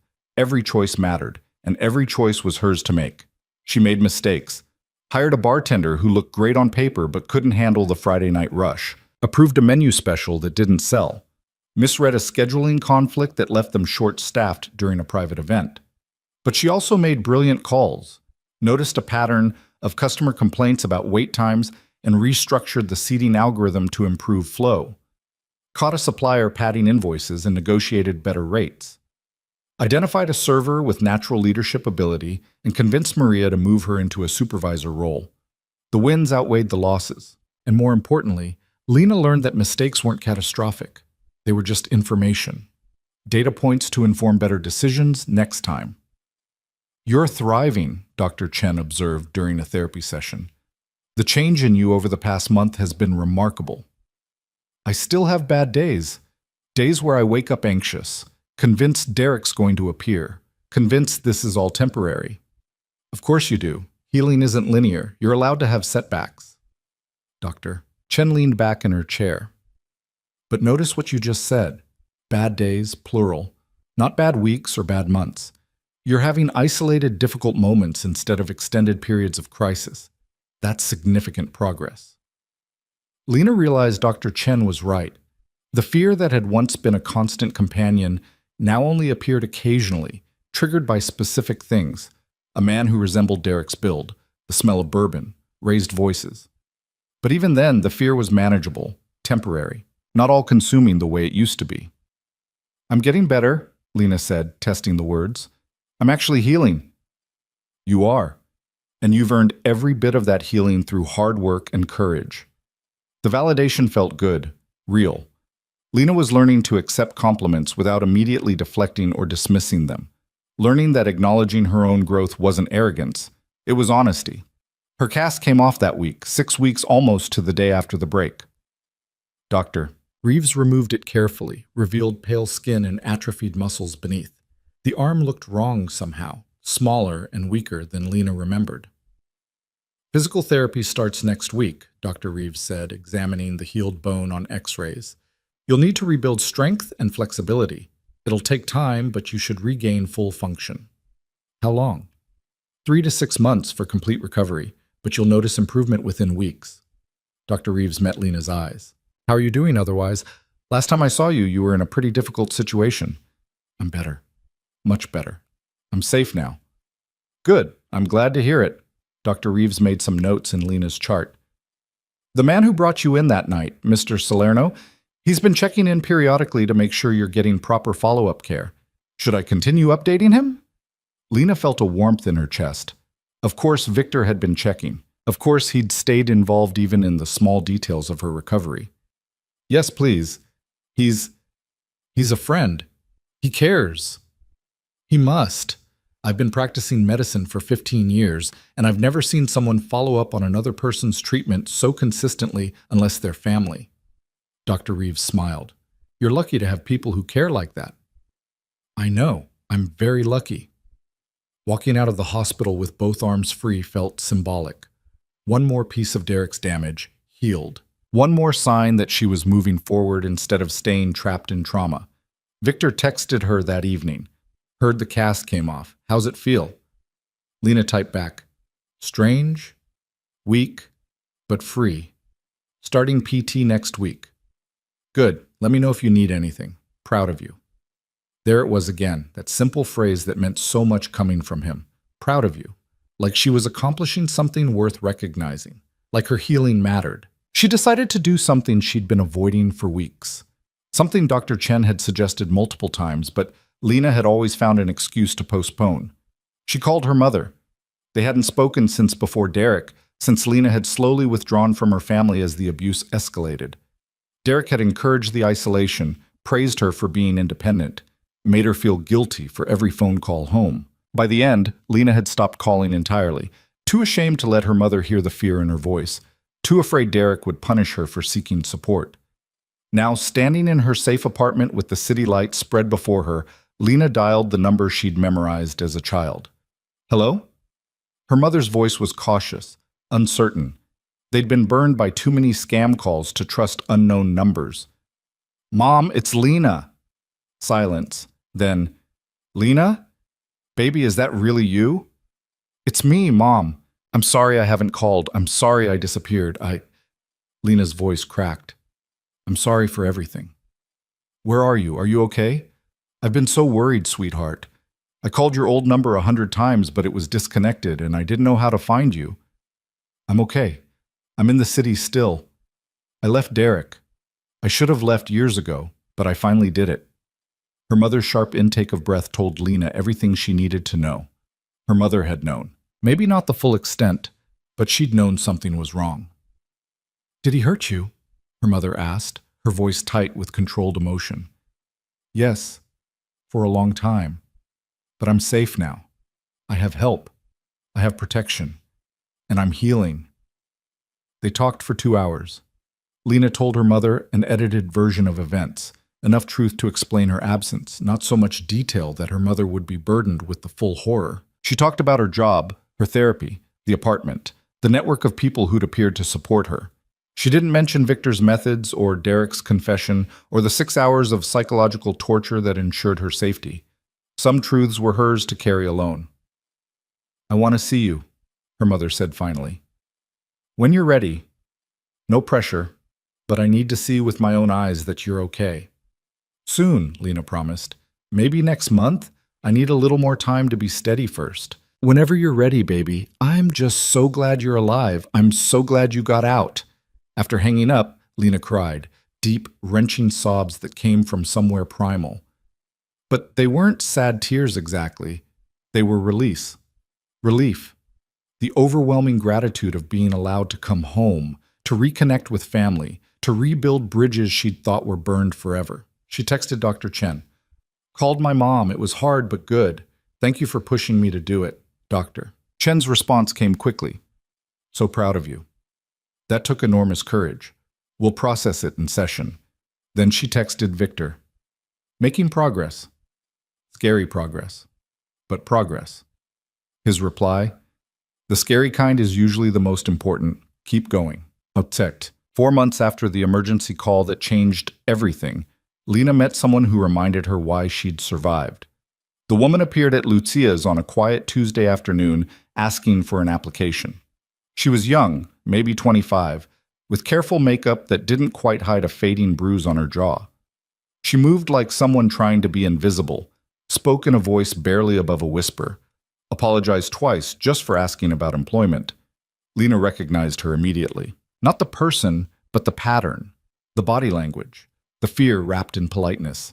This was what she'd looked like a year ago, 6 months ago. This was survival mode incarnate. "I'm Lena, the manager here," she said gently, extending her hand. "What's your name?" "Sophie. Sophie Martinez." The woman's handshake was limp, brief. "I'm sorry to bother you. I know you're probably not hiring right now. We're always open to good people. Have a seat." Lena gestured to a table near the window, away from the kitchen noise. "Can I get you something to drink? Coffee? Water?" "Water's fine. Thank you." "I'm sorry. You don't need to apologize. You're not bothering me." Lena brought 2 waters, sat down across from Sophie. "Tell me about your experience." Sophie's resume was thin but showed potential. 3 years waitressing at various restaurants, though the employment gaps were telling. 6 weeks here, 2 months there, nothing lasting longer than 4 months. The pattern of someone who kept having to relocate. To run. They talked for 20 minutes. Sophie was nervous but competent, clearly experienced despite her youth. She needed full-time hours, could work any shift, had no transportation issues despite not owning a car. She'd walk or take the bus, she insisted.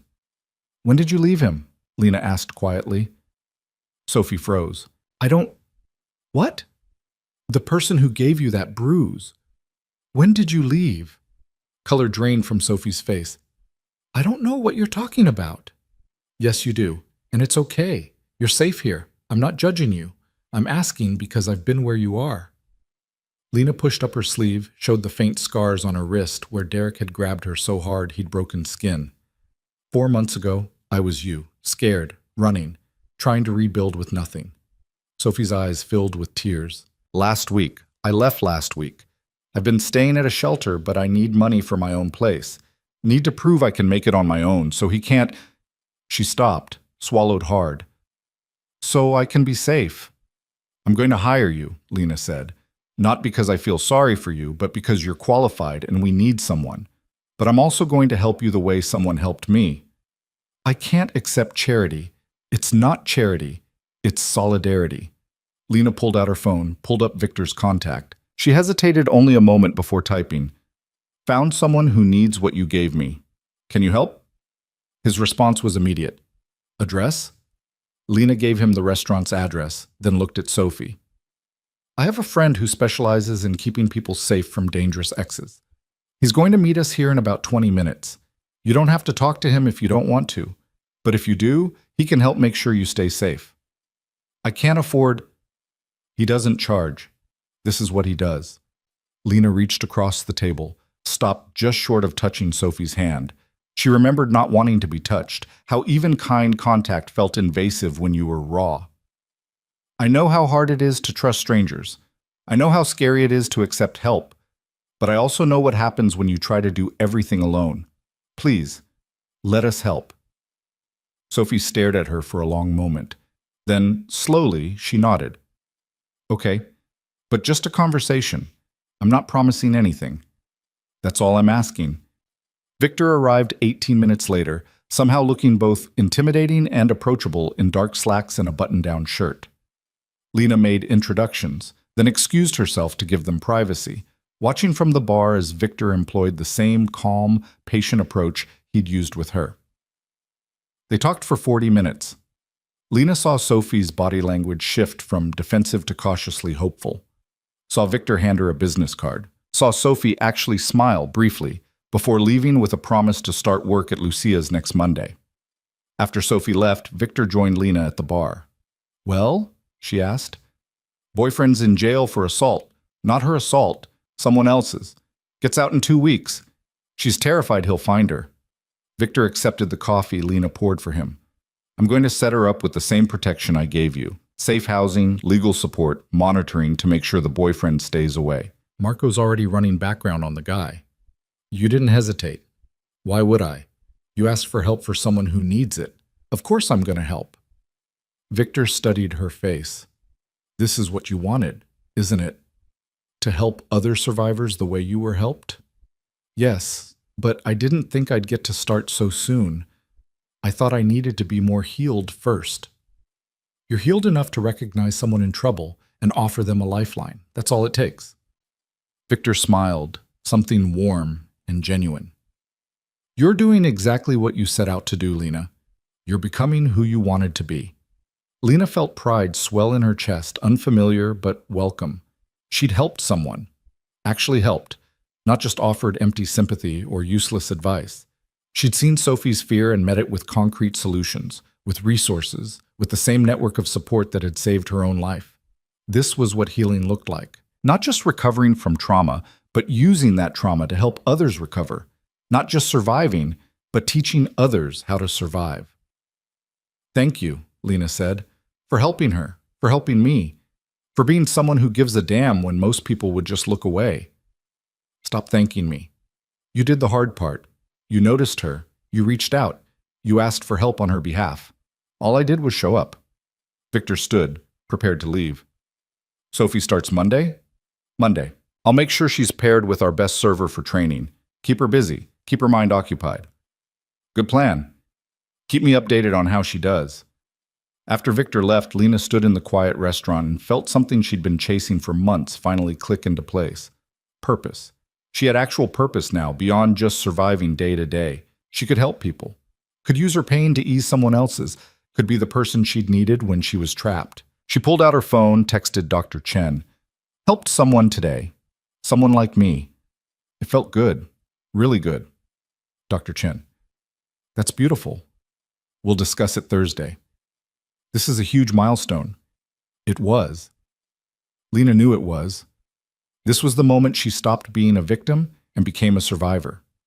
Stopped being someone who needed saving and became someone who could save others. The transformation wasn't complete. She still had hard days, still struggled with anxiety and hypervigilance and the occasional nightmare. But she was moving forward, growing, becoming, and that was enough. Sophie thrived at Lucia's in ways that reminded Lena of her own transformation, only faster, more visible. Within 3 weeks, the young woman's careful whisper had become a confident voice. Within 6, she was laughing openly with customers, her shoulders no longer hunched in perpetual defense. The bruise on her jaw faded completely, and Sophie stopped wearing the heavy makeup meant to hide it. She's doing really well, Maria commented one evening, watching Sophie expertly manage a difficult table that had sent back their appetizers twice. You were right about her. I recognize something, Lena said quietly. Someone gave me a chance when I needed it most. Seemed right to pass that forward. Maria gave her an appraising look. Victor told me what you did, how you spotted her situation and reached out. That took guts and awareness most managers wouldn't have. Victor talks to you about me? Sometimes. When he's checking in on the restaurants, he asks how you're doing. Professional interest mostly, though I think it's become more than that. Maria paused. He cares about you, Lena. Really cares. You know that, right? Lena felt heat rise in her cheeks. We're friends. He helped me escape a bad situation. That's all. Is it? Maria's tone was gentle, not prying. Because from where I'm standing, Victor Salerno doesn't spend this much time and energy on just anyone. I've known him 6 years, and I've never seen him this invested in someone's well-being, not even close. The observation landed strangely in Lena's chest. She'd been so focused on healing, on building independence, on proving she could stand alone that she hadn't really examined what was developing between her and Victor. They had dinner together weekly now, conversations that stretched for hours, covering everything from philosophy to terrible movies to childhood memories. He texted her random thoughts throughout the day. She found herself sharing victories and frustrations with him before anyone else. When had he stopped being her protector and become her person? I don't know what we are, Lena admitted. I don't know if I'm capable of being more than friends with anyone right now. The thought of dating, of being vulnerable with someone that way. She shook her head. It terrifies me. That's understandable. You're still healing, but healing doesn't mean shutting yourself off from connection forever. Maria squeezed her shoulder briefly. Just something to think about. Not every man is Derek. Some of them are actually worth the risk. The conversation stayed with Lena through the rest of the shift, through the closing routines, through the walk back to her apartment in the November darkness. 7 months had passed since that desperate phone call. 7 months of therapy and hard work, and slowly rebuilding herself into someone she could be proud of. She'd accomplished everything on her therapy homework list. She was a manager Maria trusted completely. She was helping other survivors through both her work with Sophie and volunteer shifts at the women's shelter Victor had connected her with. She'd learned to take up space, to be loud when necessary, to trust her own judgment. She was standing alone, strong, independent, whole. So why did Maria's question keep echoing in her mind? Why did the thought of Victor as something more than a friend make her chest tight with something that wasn't quite fear? Her phone buzzed as she unlocked her apartment door. Victor. Dinner tomorrow. There's something I want to discuss. The formal phrasing was unusual. Victor typically just suggested restaurants or asked if she was free. Something I want to discuss sounded serious. Important. Lena typed back. Sure. Everything okay? Everything's fine. Just time we had a conversation. Pick you up at 7? Okay. She tried not to overthink it, tried to focus on her evening routine. Shower, tea, reading before bed. But her mind kept circling back to that phrase. A conversation. About what? Had she done something wrong? Was Victor pulling back his support? Had something happened with Derek? By the time 7 o'clock arrived the next evening, Lena had worked herself into a quiet anxiety. She dressed carefully in a deep blue dress Maria had helped her pick out weeks ago, something that made her feel confident without trying too hard. Her hair fell loose around her shoulders, and for the first time in years she actually liked what she saw in the mirror. Not the broken woman from 7 months ago, someone new, someone stronger. Victor arrived exactly on time, as always. But when Lena opened the door, she saw something shift in his expression. A flash of appreciation quickly controlled, replaced by his usual composed warmth. You look beautiful, he said simply. Thank you. You clean up pretty well yourself. It was true. Victor wore a dark suit that emphasized his height and the silver at his temples, looking every inch the dangerous man he was, but also somehow elegant, refined. They drove to a restaurant Lena had never been to, an intimate Italian place in a quiet neighborhood. The host greeted Victor by name, led them to a corner table with enough privacy for real conversation, but not so isolated it felt staged. Over appetizers and wine, Lena had started drinking again, carefully, proving to herself she could have one glass without spiraling into the memories of Derek's bourbon-fueled rages. They talked about work, about Sophie's progress, about the shelter where Lena had started volunteering. They asked if I'd consider joining their board, Lena said, still marveling at the invitation. Me, on a board of directors. 6 months ago, I could barely make a phone call without panicking, and now they want me helping guide organizational strategy. You should do it, Victor said immediately. You have valuable perspective they need. Lived experience matters more than credentials in that kind of work. I'm thinking about it. It feels like a lot, but it also feels right. Lena set down her fork. Okay, enough stalling. What did you want to discuss? Victor smiled slightly, acknowledging her directness. He took a slow sip of wine, gathering his thoughts in that careful way he had. 7 months ago, you made a phone call that changed both our lives. You trusted me with your safety when you had no reason to trust anyone. I helped you because I saw someone who deserved better than what she'd been given, someone worth protecting. I remember, Lena said quietly. Since then, I've watched you transform from someone barely surviving into someone thriving, building a career, helping others, becoming the person you were always meant to be before Derek tried to erase you. Victor's gray eyes held hers steadily. I'm proud of you, Lena. Genuinely proud.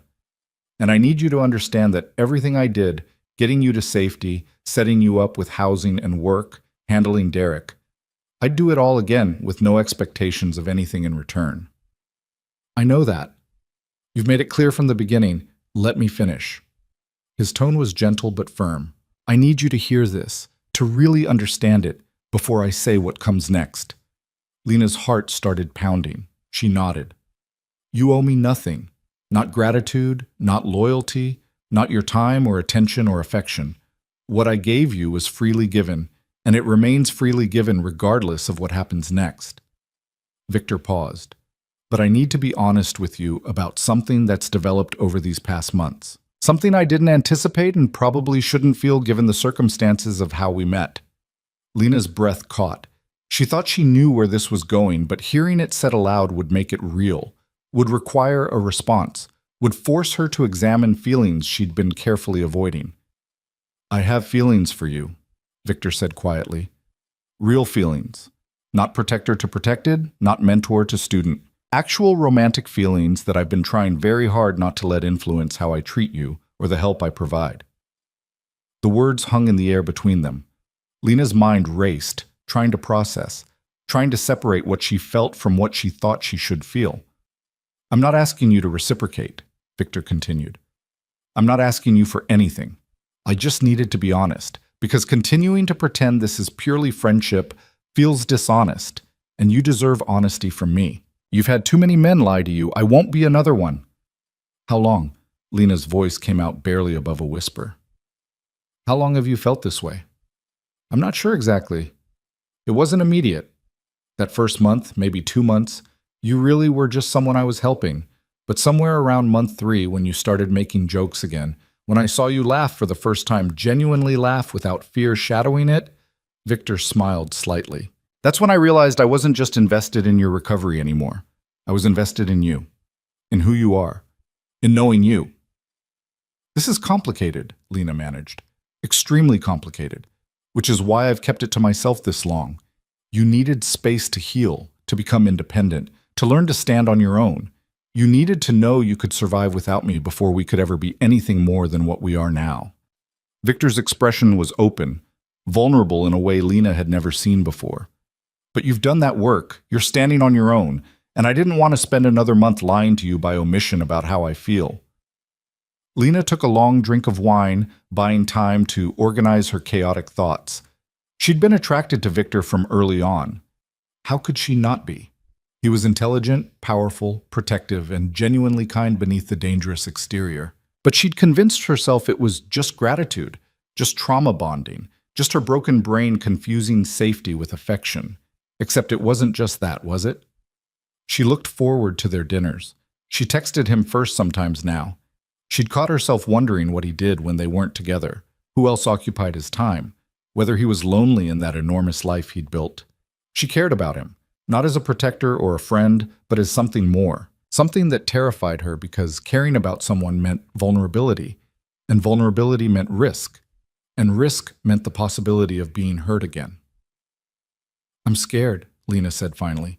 I'm scared of this. Of us. Of what it could become. I know. That's normal. That's healthy even. Victor leaned forward slightly. I'm not Derek, Lena. I would never hurt you the way he did. Never control you or manipulate you or make you feel small. But I understand that fear isn't rational. It's trauma speaking. And trauma doesn't care about logic. What if I can't do this? What if I'm too broken for a real relationship? You're not broken. You're healing. There's a difference. Victor's voice was firm. And I'm not asking you to jump into anything. I'm just asking if you'd be willing to explore this slowly, at whatever pace feels safe for you. Dinner like this. Conversations. Seeing where it goes without pressure or expectations. What if it doesn't work? What if we try this and I panic or shut down or ruin it somehow? Then we figure it out together. Or we don't and we stay friends. Or we take a break and try again later. There's no timeline here, Lena. No pressure. Just possibility. Victor reached across the table slowly, palm up, an offer rather than a demand. I'm not going anywhere. Whether you want to try dating me or whether you want to keep things as they are, I'm still here. Still your friend. Still someone you can count on. Lena stared at his extended hand. It was such a simple gesture, but it represented everything she'd been afraid of for 7 months. Trust, vulnerability, the choice to let someone in knowing they had the power to hurt her. But Victor wasn't just someone. He was the man who'd answered her desperate call at midnight, who'd faced down her abuser and made her safe, who'd given her tools to rebuild her life without demanding anything in return, who'd been patient and kind and honest, even when honesty was hard. He'd earned her trust 100 times over. The question was whether she was brave enough to give it. Slowly, carefully, Lena placed her hand in his. Victor's fingers closed around hers gently, his thumb brushing across her knuckles. The touch was warm, grounding, safe. I can't promise I'll be good at this, Lena said.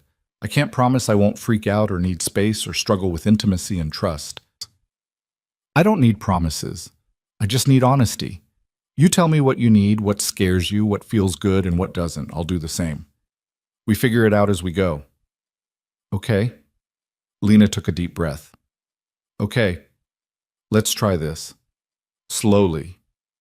The smile that crossed Victor's face was genuine and transformative, turning his severe features into something almost boyish. Slowly. Whatever pace you set, I'll match it. They finished dinner holding hands across the table, talking about everything and nothing. It felt natural, easy, like they'd been doing this for years instead of minutes. When Victor drove her home, he walked her to her apartment door, but didn't push for more than a brief hug, respectful of boundaries, letting Lena control the pace. Thank you, she said, standing in her doorway, for being honest, for giving me a choice, for not making this weird or pressured. Thank you for being brave enough to consider it. I know how much courage this takes for you. Victor stepped back, creating space. Sleep well. Text me when you're ready for another date. Tomorrow, or next week, or next month. Your timeline. After he left, Lena stood in her apartment feeling something she'd almost forgotten was possible. Excitement. Not fear, not anxiety, not the desperate relief of narrowly avoided danger. Actual excitement about a future that included someone else. Someone she chose. Someone who saw her and valued her and wanted to be with her not because he could control her, but because he genuinely enjoyed who she was. She texted Dr. Chen. Victor told me he has feelings for me. I said yes to trying to date him. Please tell me I'm not making a huge mistake. Dr. Chen's response came within minutes. That's wonderful news.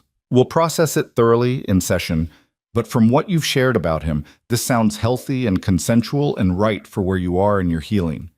Trust yourself. You know what's good for you now. Lena wanted to believe that, wanted to trust her judgment, trust that she could spot red flags now, trust that Victor really was different from Derek. The proof, she supposed, would be in how they built this thing together. The next 3 months were a revelation in how different love could be from control. Victor courted her slowly, carefully, always following Lena's lead. They had dinner twice a week, went to movies, walked through the city on cold winter evenings, talking about everything from philosophy to their childhoods to what scared them most about the future. He never pushed for physical intimacy beyond hand-holding and the occasional kiss goodnight. Never showed up unannounced at her apartment or workplace. Never checked her phone or questioned where she'd been or made her account for her time. He had opinions about her choices but offered them as suggestions, not commands, and respected when she chose differently. This is what healthy looks like, Dr. Chen said during one session. Equal partnership, mutual respect, Room to be yourself without fear of punishment or withdrawal of affection. It feels too good, Lena confessed. Like I'm waiting for the other shoe to drop, for Victor to suddenly reveal he's been faking the whole time, and actually he's just like Derek underneath. That's trauma speaking. Derek conditioned you to expect violence after kindness, to see gentleness as manipulation rather than genuine care. Dr. Chen leaned forward. But Victor has been consistent for 9 months now. 9 months of showing you through actions, not just words, that he's safe. At what point do you allow yourself to believe the evidence? It was a fair question. Lena had been holding part of herself back, protecting her heart, waiting for Victor to hurt her. But he kept not hurting her, kept being patient and kind and honest, kept respecting her boundaries and celebrating her victories and supporting her through setbacks. He was there when she had her first panic attack in months, triggered by a random man on the street who looked like Derek from behind. Victor had simply held her hand, reminded her she was safe, didn't make her feel weak or broken for the fear. He was there when she got promoted again. Maria had made her general manager of all 3 Lucia's locations, an enormous responsibility that Lena would have considered impossible a year ago. Victor had taken her to dinner to celebrate, proud and unsurprised, like he'd always known she was capable of extraordinary things. He was there when she gave her first speech at a domestic violence awareness event, sharing her story publicly for the first time. Victor had sat in the audience with tears in his eyes, and afterward told her she was the bravest person he'd ever met. He was just there, consistently, without fail. I think I'm in love with him, Lena told Maria one evening while they reviewed quarterly reports. Like, actually in love. Not trauma bonding, or gratitude, or confusing safety with affection. Real love. Maria grinned. Finally admitting it? I've known for weeks. You light up when he texts. You talk about him constantly. It's adorable. It's terrifying. Love usually is, but it's also wonderful when it's with the right person. Maria's expression softened. Victor's good for you, Lena. He sees who you really are and loves that person. Not some version he wants you to become. Just you, as you are. How do I tell him? Do I just say it? Wait for him to say it first? I don't know the rules for this. There are no rules. You just tell him when you're ready. Trust me, he'll be happy to hear it. Lena waited 3 more weeks, building up courage, finding the right moment. It came on a quiet Sunday morning when Victor had brought coffee to her apartment and they were sitting on the couch watching snow fall over the city. I love you, Lena said, the words quiet but certain. Victor turned to look at her, coffee cup frozen halfway to his lips. What? I love you. I've been trying to figure out if it was real or just trauma or gratitude, but it's not. It's just love. Real, actual, choose you everyday love. Lena met his eyes. You don't have to say it back. I just needed you to know. Victor set down his coffee cup carefully, turned to face her fully. I've been in love with you for months. I was waiting until I thought you were ready to hear it without it feeling like pressure. I'm ready. I love you, Lena Parker. I love your strength and your kindness, and the way you help other people because you remember what it's like to need help. I love your laugh and your terrible taste in movies, and how you always order dessert but never finish it. I love who you are and who you're becoming.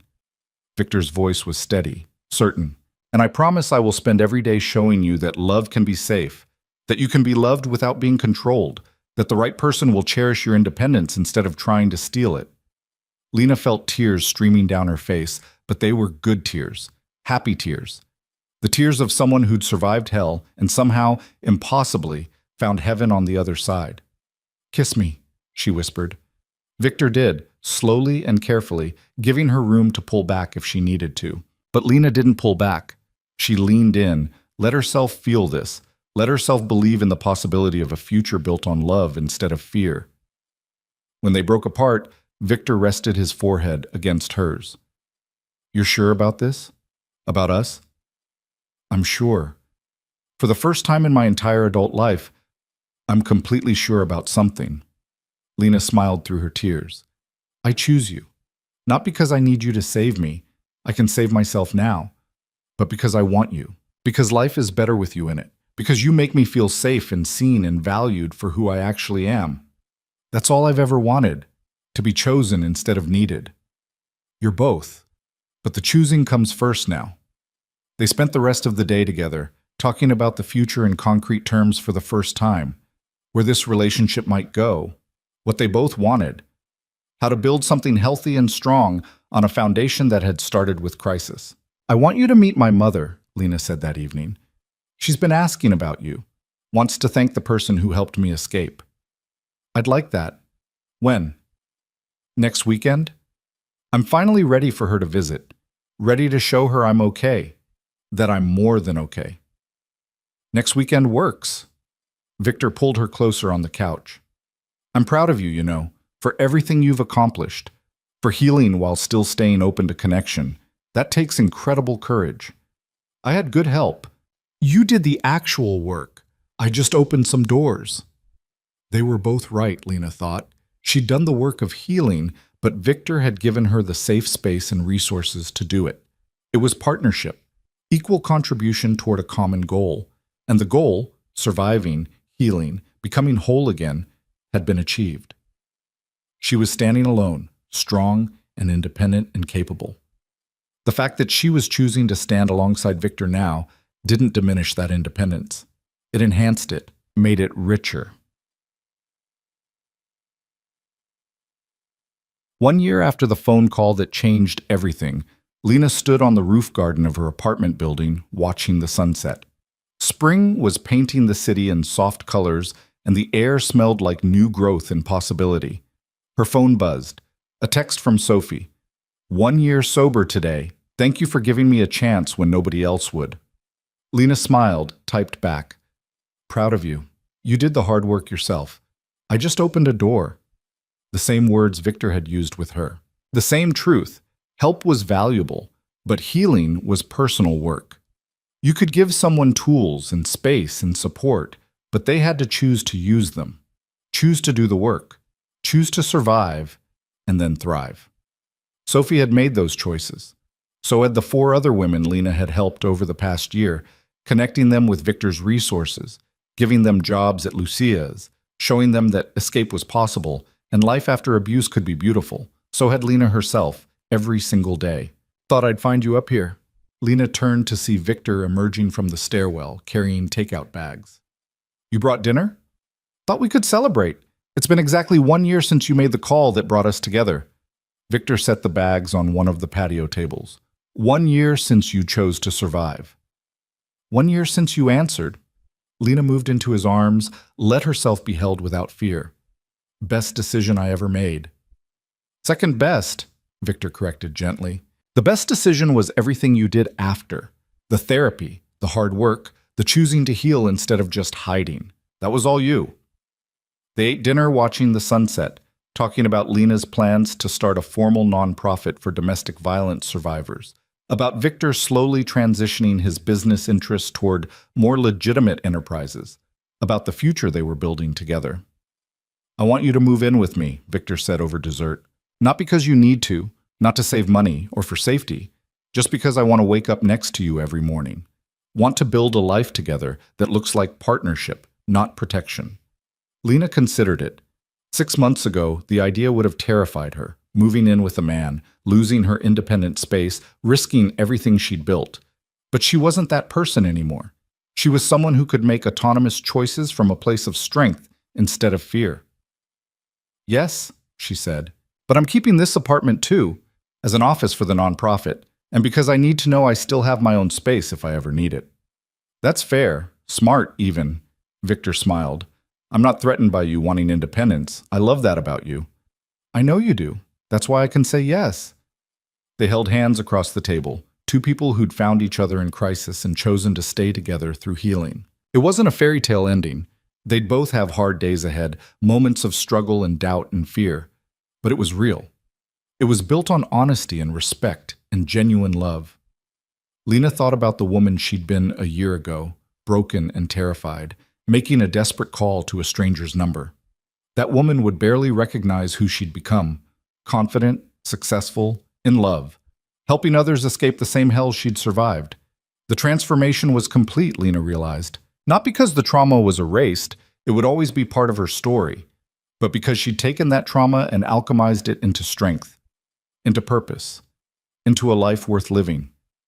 Thank you, she told Victor quietly, for answering the phone, for seeing me when I was invisible, for helping me become this.